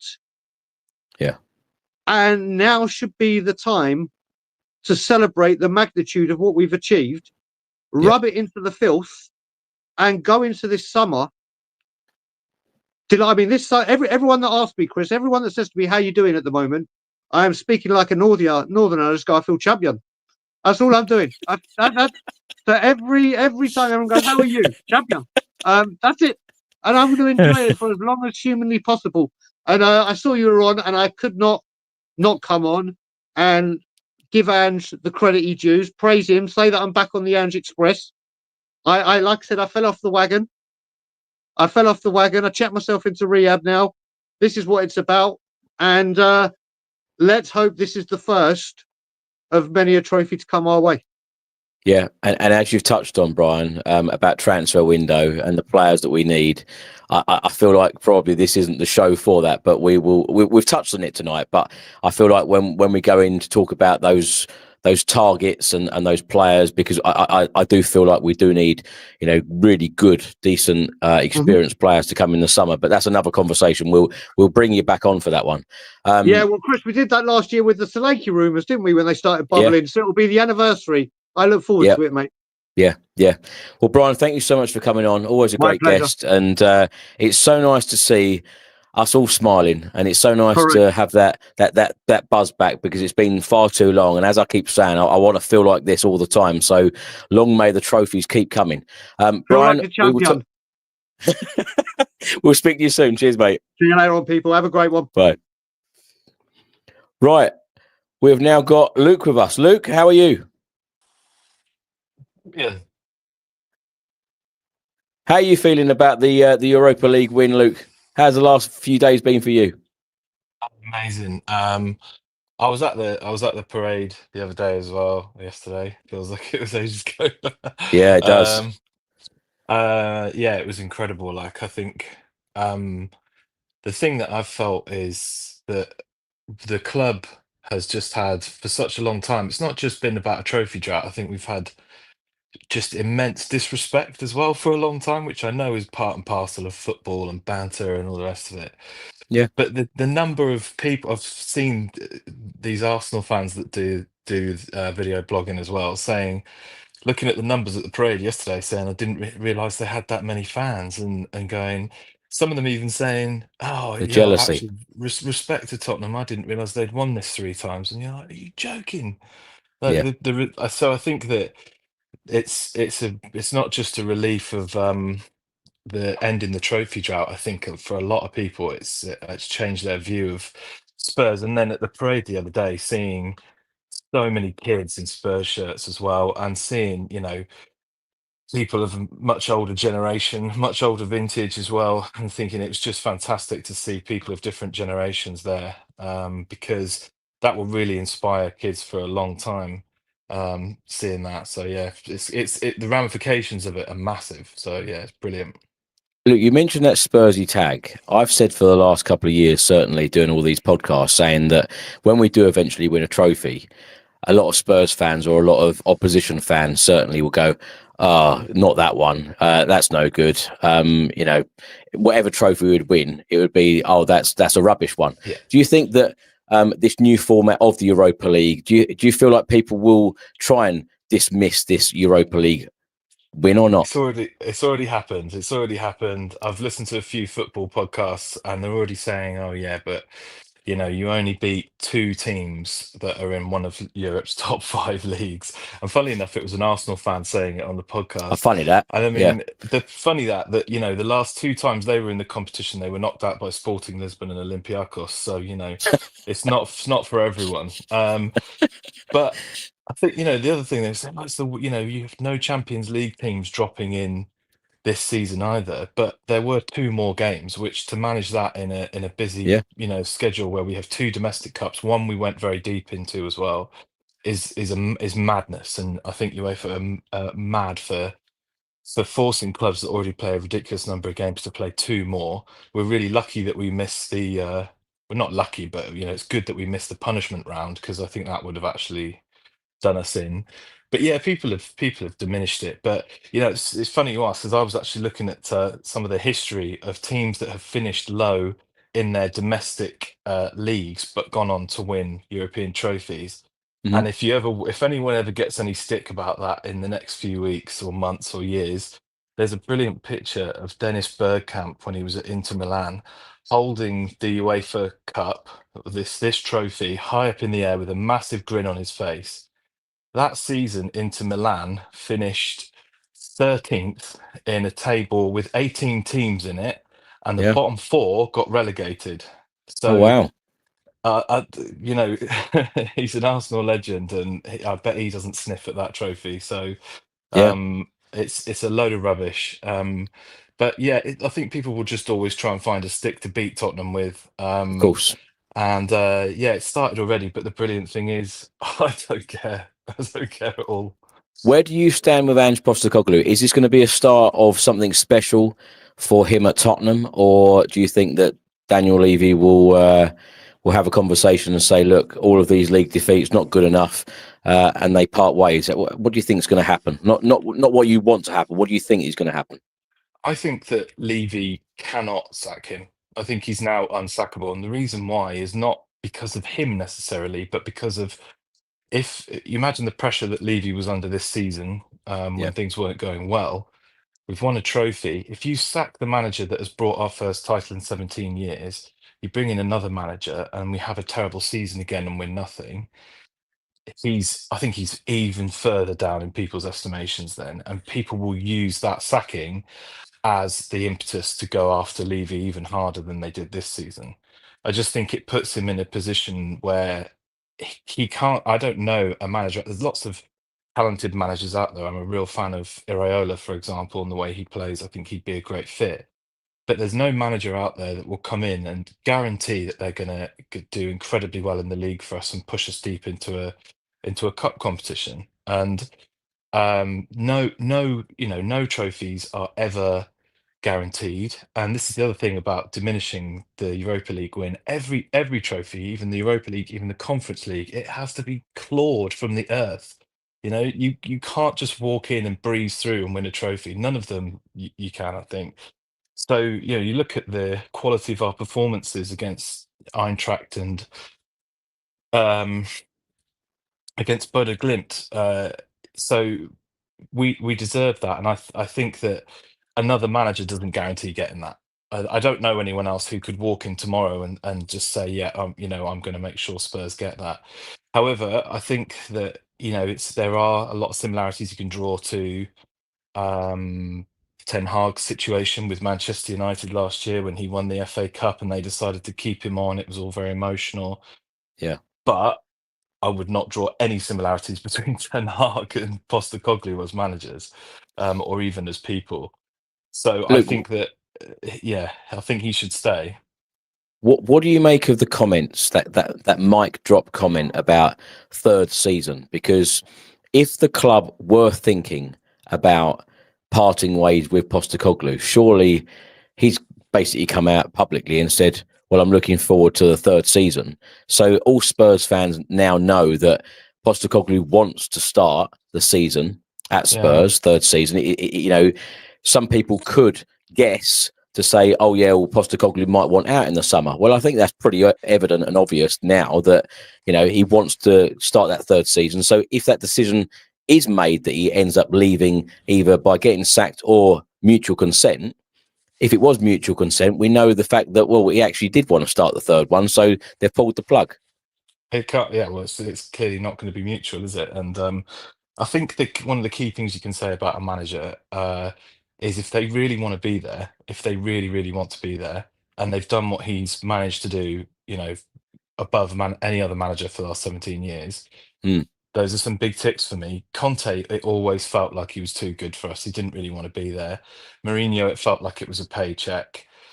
Poch was the last manager we had, and probably, bless him, poor Nuno didn't get a chance to, but Poch definitely was a manager who wanted to be there, who loved the club, and you feel that in Postecoglou. I think the other thing about him is he knows, I talked about the disrespect the club has had. Postecoglou's had that about himself too, and he has it every single week. He gets disrespected. He still gets disrespected now.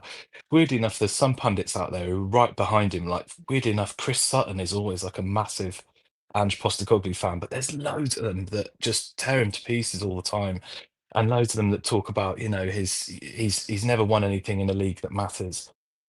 Well, you know, he's desperate to prove them wrong, and for me, that's a good enough impetus to, you know, for a manager to have. And he wants to be at the club. He wants the club to succeed. The players love him as well. Someone mentioned that earlier. That's absolutely enormous, because we've all seen when the dressing room loses them. So there's a lot of good signs. There's a lot of good things, a lot of positives. But I think we all know if the season starts next year poorly, I think he'll be gone very quickly, and that is a pressure that will be hanging over him. Yeah. But he's had this season and he's got through it, so I feel like that is good experience for dealing with pressure next year as well. Luke, last question for you. So I don't know whether you've been listening to this show for very long this evening, but we've had a couple of Spurs fans come on saying that they feel like they've got it wrong about Ange Postecoglou, and they've apologised, saying, well, I'm fully on board with Ange Postecoglou now. You've mentioned there about media and a number of pundits being disrespectful towards Ange. Jamie Carragher is one that I can think of, stating that you cannot play this way. You cannot be lifting trophies, winning trophies by playing the way that Ange Postecoglou plays. Now, we've also spoken to Spurs fans this evening saying that we have played very differently in the Europa League, hence why we've won the competition, to how we've played in the Premier League. Do you feel like some of those pundits may come out publicly and say, actually, I got it wrong, and this guy is the real deal? Well, I mean, if they are, they've said worse things than that. I mean, Jamie Carragher only said about 2 weeks ago, there's no way in any scenario that Tottenham beat Manchester United in this final. And I don't know if you saw, it was on the Overlap podcast. There's a clip of it that's been going around on social media, and there's a guy from, I think he's from Lad Bible, I can't remember his name, he's a Spurs fan, and he said that's an intangible, it's a load of rubbish, like that's not a thing. And he goes, yeah, it is, there's no way that Spurs win. I'd love to see him just put his hands up and apologise for that first. But yeah, loads of them. I mean, the problem is that the proof is always in the football. The football does do the talking, and unfortunately, they are going to have that as an excuse not to apologise, because of the majority of our football this season has been poor, and that is the problem. And that is why the comment that Ange made, he needs to back it up in the season, next season, in the majority of our games, the bread and butter in the Premier League, and we need to be a lot better. And then I think he can stick it to them and they'll say sorry. And I think the last thing I say on that is that I think part of the reason I think why he's so dogged with his approach is because he's trying to instill a mentality as much as tactics and a style. And Good we point, have been a club that under Mourinho and Conte, you started to see this thing where we were so terrified of losing that you'll remember we had years of this football where we were encamped in our own box, and just couldn't get out. It was awful to watch, and occasionally you'd beat a team, but it was terrible. And he's trying to have a complete mentality reset. And I also think, weird enough, he's thrown Werner and Basuma under the bus a bit in interviews this season, but generally, I think he takes the flack and he takes the blame, when really, I think deep down, there's been a number of times where he could have probably sat there and gone, you know what, I told the midfield they needed to do this and they just didn't turn up today. And I think there's been a number of times where his tactics would work if the players were able to actually execute them. That's why the summer is going to be really important, the transfer window too. Do you know, you've had some great points, Luke, on here. You've been a great guest this evening. Talking about Werner, I feel like he didn't take his opportunity, and perhaps it is, he just isn't good enough. But with Basuma, You know, can you imagine, even like 6 weeks, 8 weeks ago, can you imagine if I said to you, Basuma will start in a Europa League final for Spurs? You would have just written him off. But the fact that he did do that, and there was that very fine line, I think it was actually the Fulham game where he called him out and said, you know, he needs to do a lot more.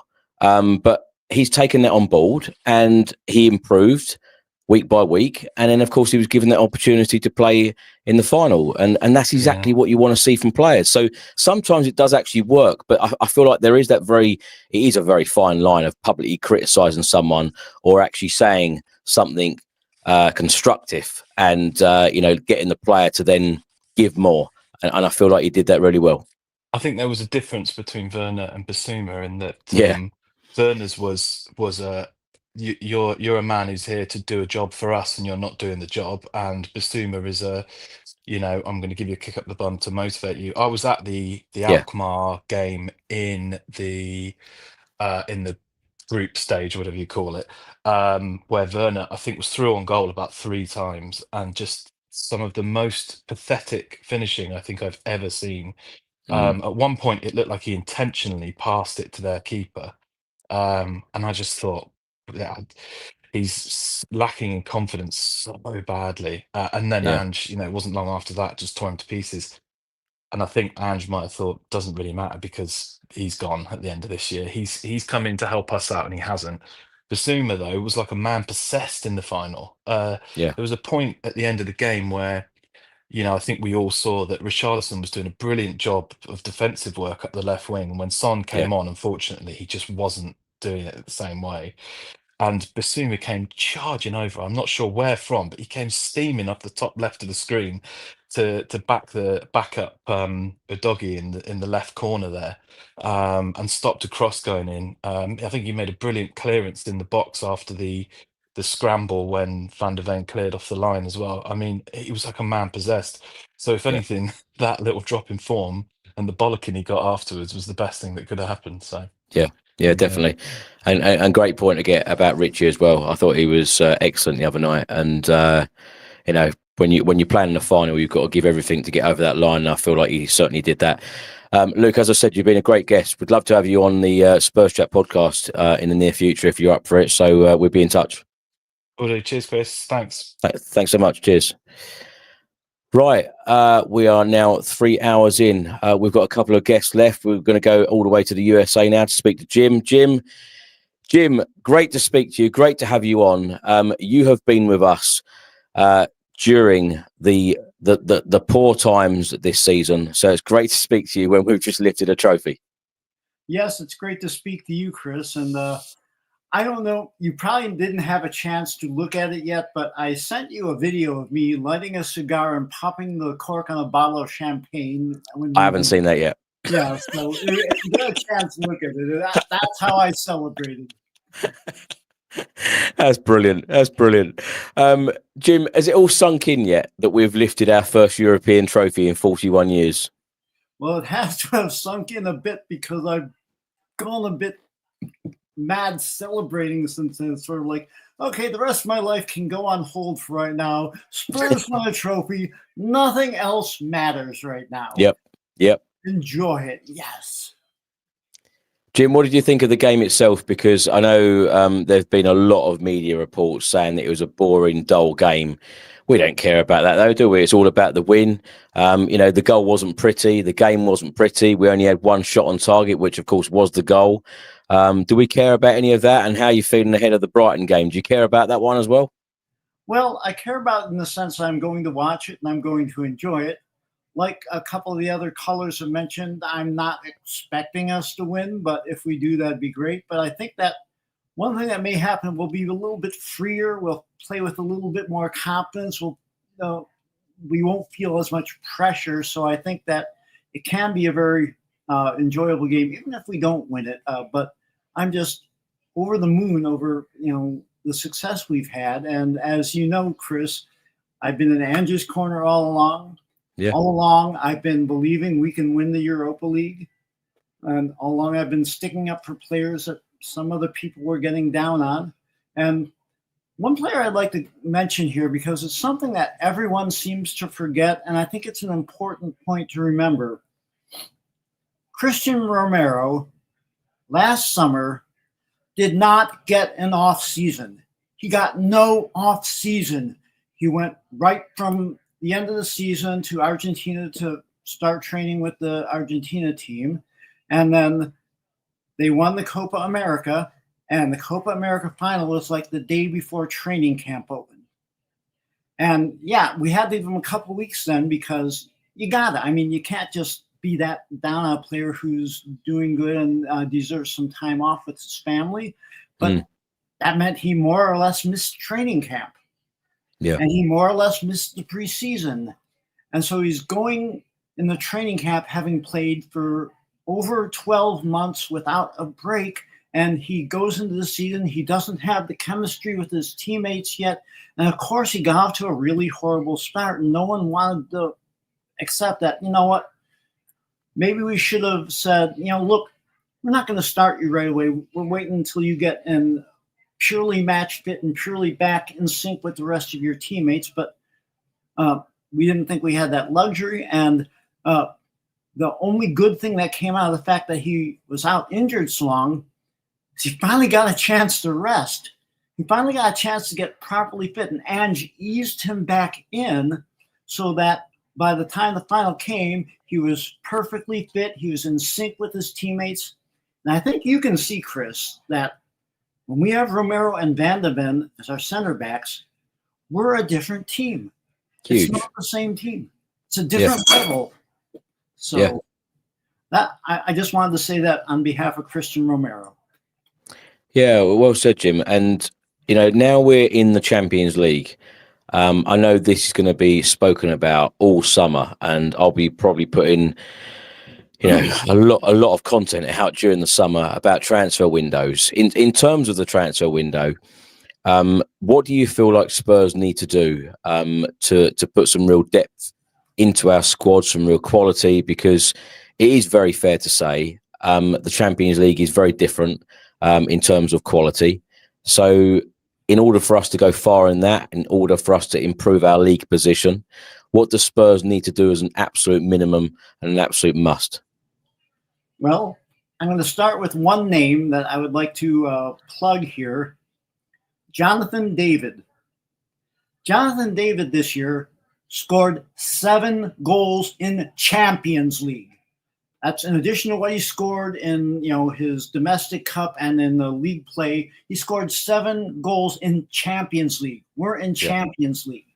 Yeah. 0 transfer fee. 0. Yeah. Sign that guy. Get him in. I think we need one more center back because, as we all know, center backs get injured. And the more depth we can get there, the better.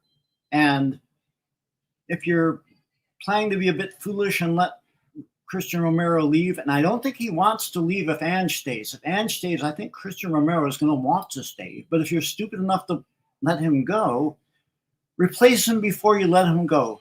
Get a Mark Gahey. Get a Jared Branthwaite. Get someone of that level to replace him before you let him go. But I would rather keep him. I would still add one more center back, someone that's maybe just even a tiny bit better than Danso or more experienced than Danso, and up on the level that, when we rest and rotate, we know the guy that's going in there it's not going to be a big drop off in level. So, and third thing I think we need is probably another midfielder, perhaps someone who is the kind of holding midfielder that, I'm anticipating where every pass is going and I'm intercepting every pass. I'm not letting anyone make a run towards goal without me tracking him. I'm not going to let someone just tee up a shot from just outside the area.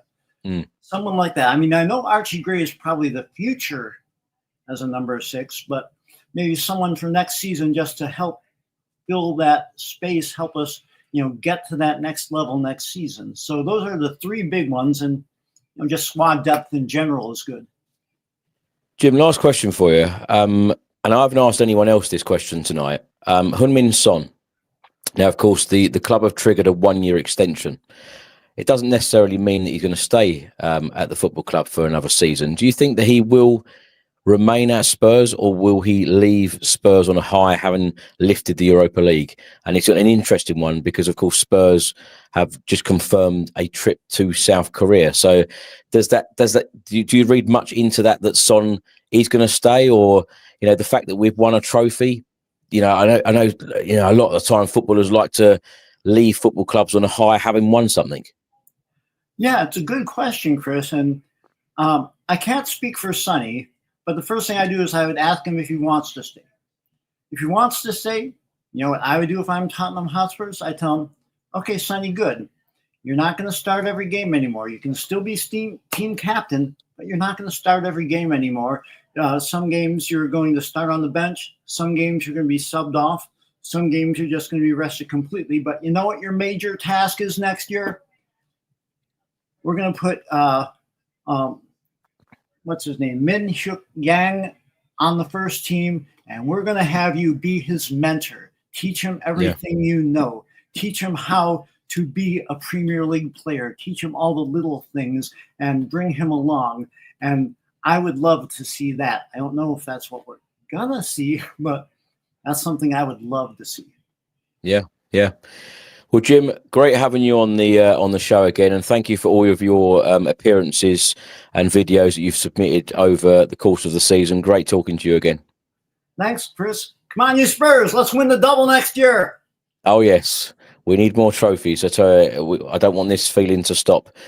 Right, we're now going to go to Steve. Steve, how are you? Good evening, Chris. How are you? I'm very good. I know, Steve, you were at the stadium. Enjoying the Europa League final win. Tell us how it was there. Oh, just amazing. It was absolutely fantastic. The scenes afterwards were just, can't describe it. It's what we wanted for so long, Chris, isn't it? Did you run on the pitch as well? No, I didn't, because I was West End upper, so unless I jumped down. No, I didn't. No, but that was just amazing. Just to see that. Yeah, I got to experience it with my son as well. I didn't think I'd ever get to experience something like that with him. So we was hugging, crying at the end, and just going absolutely crazy. So yeah, but yeah, it's hard to describe how I'm feeling right now. I still can't quite believe it. Yeah, it's funny. I've asked that to a number of people this evening. Has it sunk in? Because it seems a bit dreamy. But I tell you what, that parade on Friday, Steve, was incredible, wasn't it? Yeah, I think I was probably about 20 feet away from you, because you were the other side of the disabled access stage, weren't you? I was on the other side of that, so I was probably 20 feet away from you. But I got down there early, like 10:30 in the morning. Grouped together with some other Spurs fans, started just singing songs, trying to whip the crowd up early. And yeah, it was such a great day. Long day, but such a great day. Just got through on adrenaline in the end, I think. But seeing that bus come down with the players on it, the trophy, and then the trophy lift, and just everything, the whole day was just absolutely amazing. Something like you always dream of pretending. I was about 12 when we had the 1991 one, so obviously didn't go to that. So yeah, to experience that again with my son as well, just absolutely amazing. Absolutely shattered today though, Chris. I know. Tell me about it. What did you make of the short speeches from the likes of Maddison, Heung-min Son, Mickey van der Ven spoke a little bit, and of course Ange. Oh, the Ange speech was just fantastic, wasn't it? Basically him saying to everybody, I told them I was going to do it and they didn't believe me. And then obviously the third season's going to be better than the second one. I was just like, yes, come on. And I believe it. He, like he said this season, I always win something on my second season. And then for him to say that, if he's given a chance, Chris, I believe it. Starting with the Super Cup in August. I mean, imagine going to the Premier League season winning that. Yeah. So you're confident that you think Ange will be manager at the start of next year? He has to be. I mean, look what he's achieved. Like you said the other night and tonight. If someone had said and he's going to finish 5th and then deliver a trophy in the second season, you'd take it, wouldn't you? You'd take it all day long. So, yeah, I think he needs to be stayed. But like you said, everybody has said tonight, he needs to be backed, properly backed. So let's just hope the club do that and keep him on, and we'll see what happens next season. But I think he should stay because, yeah, like I say, we've won a trophy, so we can win more under this manager. So I want to experience days like that again. Oh yes, So, yeah. I mean, how was the play for you with all the guys? Was it good? Oh, it was amazing. It was amazing. I tell you what, to witness it all with all of the podcast regulars, and let's face it, we've spoken about tough times a lot in the last years. All of these podcasts where we've lost all of these games. So to have something like that was just incredible. Steve, last question for you on Richarlison. Now, I felt like he probably had his best game in a Spurs shirt on Wednesday in that final. There's lots of rumours and reports going around that he could possibly go back to Everton to stay in the Premier League. Do you think that's realistic? Do you think that is what he would want? And how would you feel as a fan if he went back to Everton or indeed went to a different Premier League club? Well, I mean, if he went back to Everton, he's got such a association with Everton, hasn't he? So, I mean, if he wanted to go back to Everton, you can't really say, oh, no, you can't do that. Another Premier League team, I can't see another Premier League team, not to sound horrible about him, but I can't see another Premier League team wanting to buy him. So it would either be he stays with us or goes back to Everton. So if he wants to go back to Everton, fair enough, we'll let him go. But I'd keep Christian Romero, players like that. Sonny should stay. But yeah, with regards to Richarlison, if he wants to go, let him. But if he stays, I'll be happy if he stays. Because like you say, he had the best game of his Spurs career the other night in that final. So instrumental in the goal.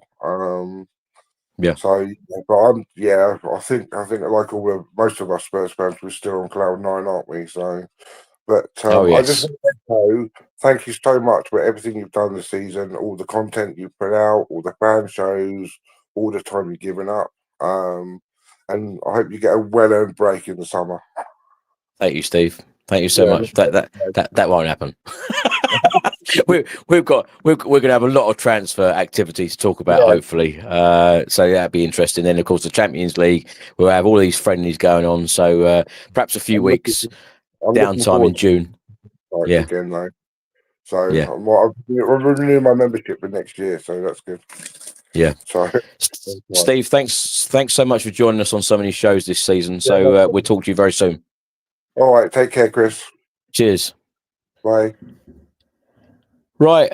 We're now going to go to Hussein in Congo. Hussein, it's been a while since I spoke to you. How are you? Yeah. Sorry, man.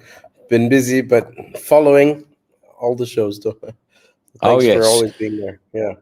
How was it in Congo with this Europa League final? Where did you watch it and how did you celebrate? I watched it at home and then WhatsApping friends all over the world during the game. But it was actually better to watch it alone. It was so stressful. But in the end, it was happy days. How's the past few days been for you? Because of course we lifted it on Wednesday. That parade, honestly, I know I was there, but it was crazy. I watched it on TV. It looked incredible. I think it's twice the number of people they expected, and it looked amazing. But I think people all over the world were watching and celebrating with you guys, and after a long time. I think you've been in the waiting room for a while, listening to me asking a number of questions about Ange Postecoglou and his future. Let's get your opinion first of all on what you would like to happen, and also if it does differ, what you think will happen. I'm so confused because I would like it. I would like him to stay. I think he's earned the right to stay. But I would need to have a one-on-one half-an-hour session with him before agreeing to him staying. Because I would have to understand, because when I watched the final, first of all, the lineup was perfect. right? It took guts to start Richie over Sonny. Yeah. It would have been tempting to move him into the number 10 and start with a weaker midfield. But the only way we were going to win this game was with a powerful midfield that bossed the game. And I think he called it perfectly.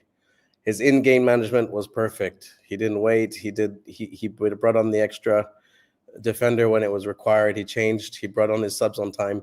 Things we haven't seen all year long, right? Outside of the Europa Cup, when we're looking at the Premier League, we see him hands in his pockets, not doing anything. We see the starting lineups come out the same, always the same. And we won the cup playing the antithesis of Ange Ball. Mm-hmm. So we didn't win the cup playing Ange Ball. We came 17th in the league playing Ange Ball.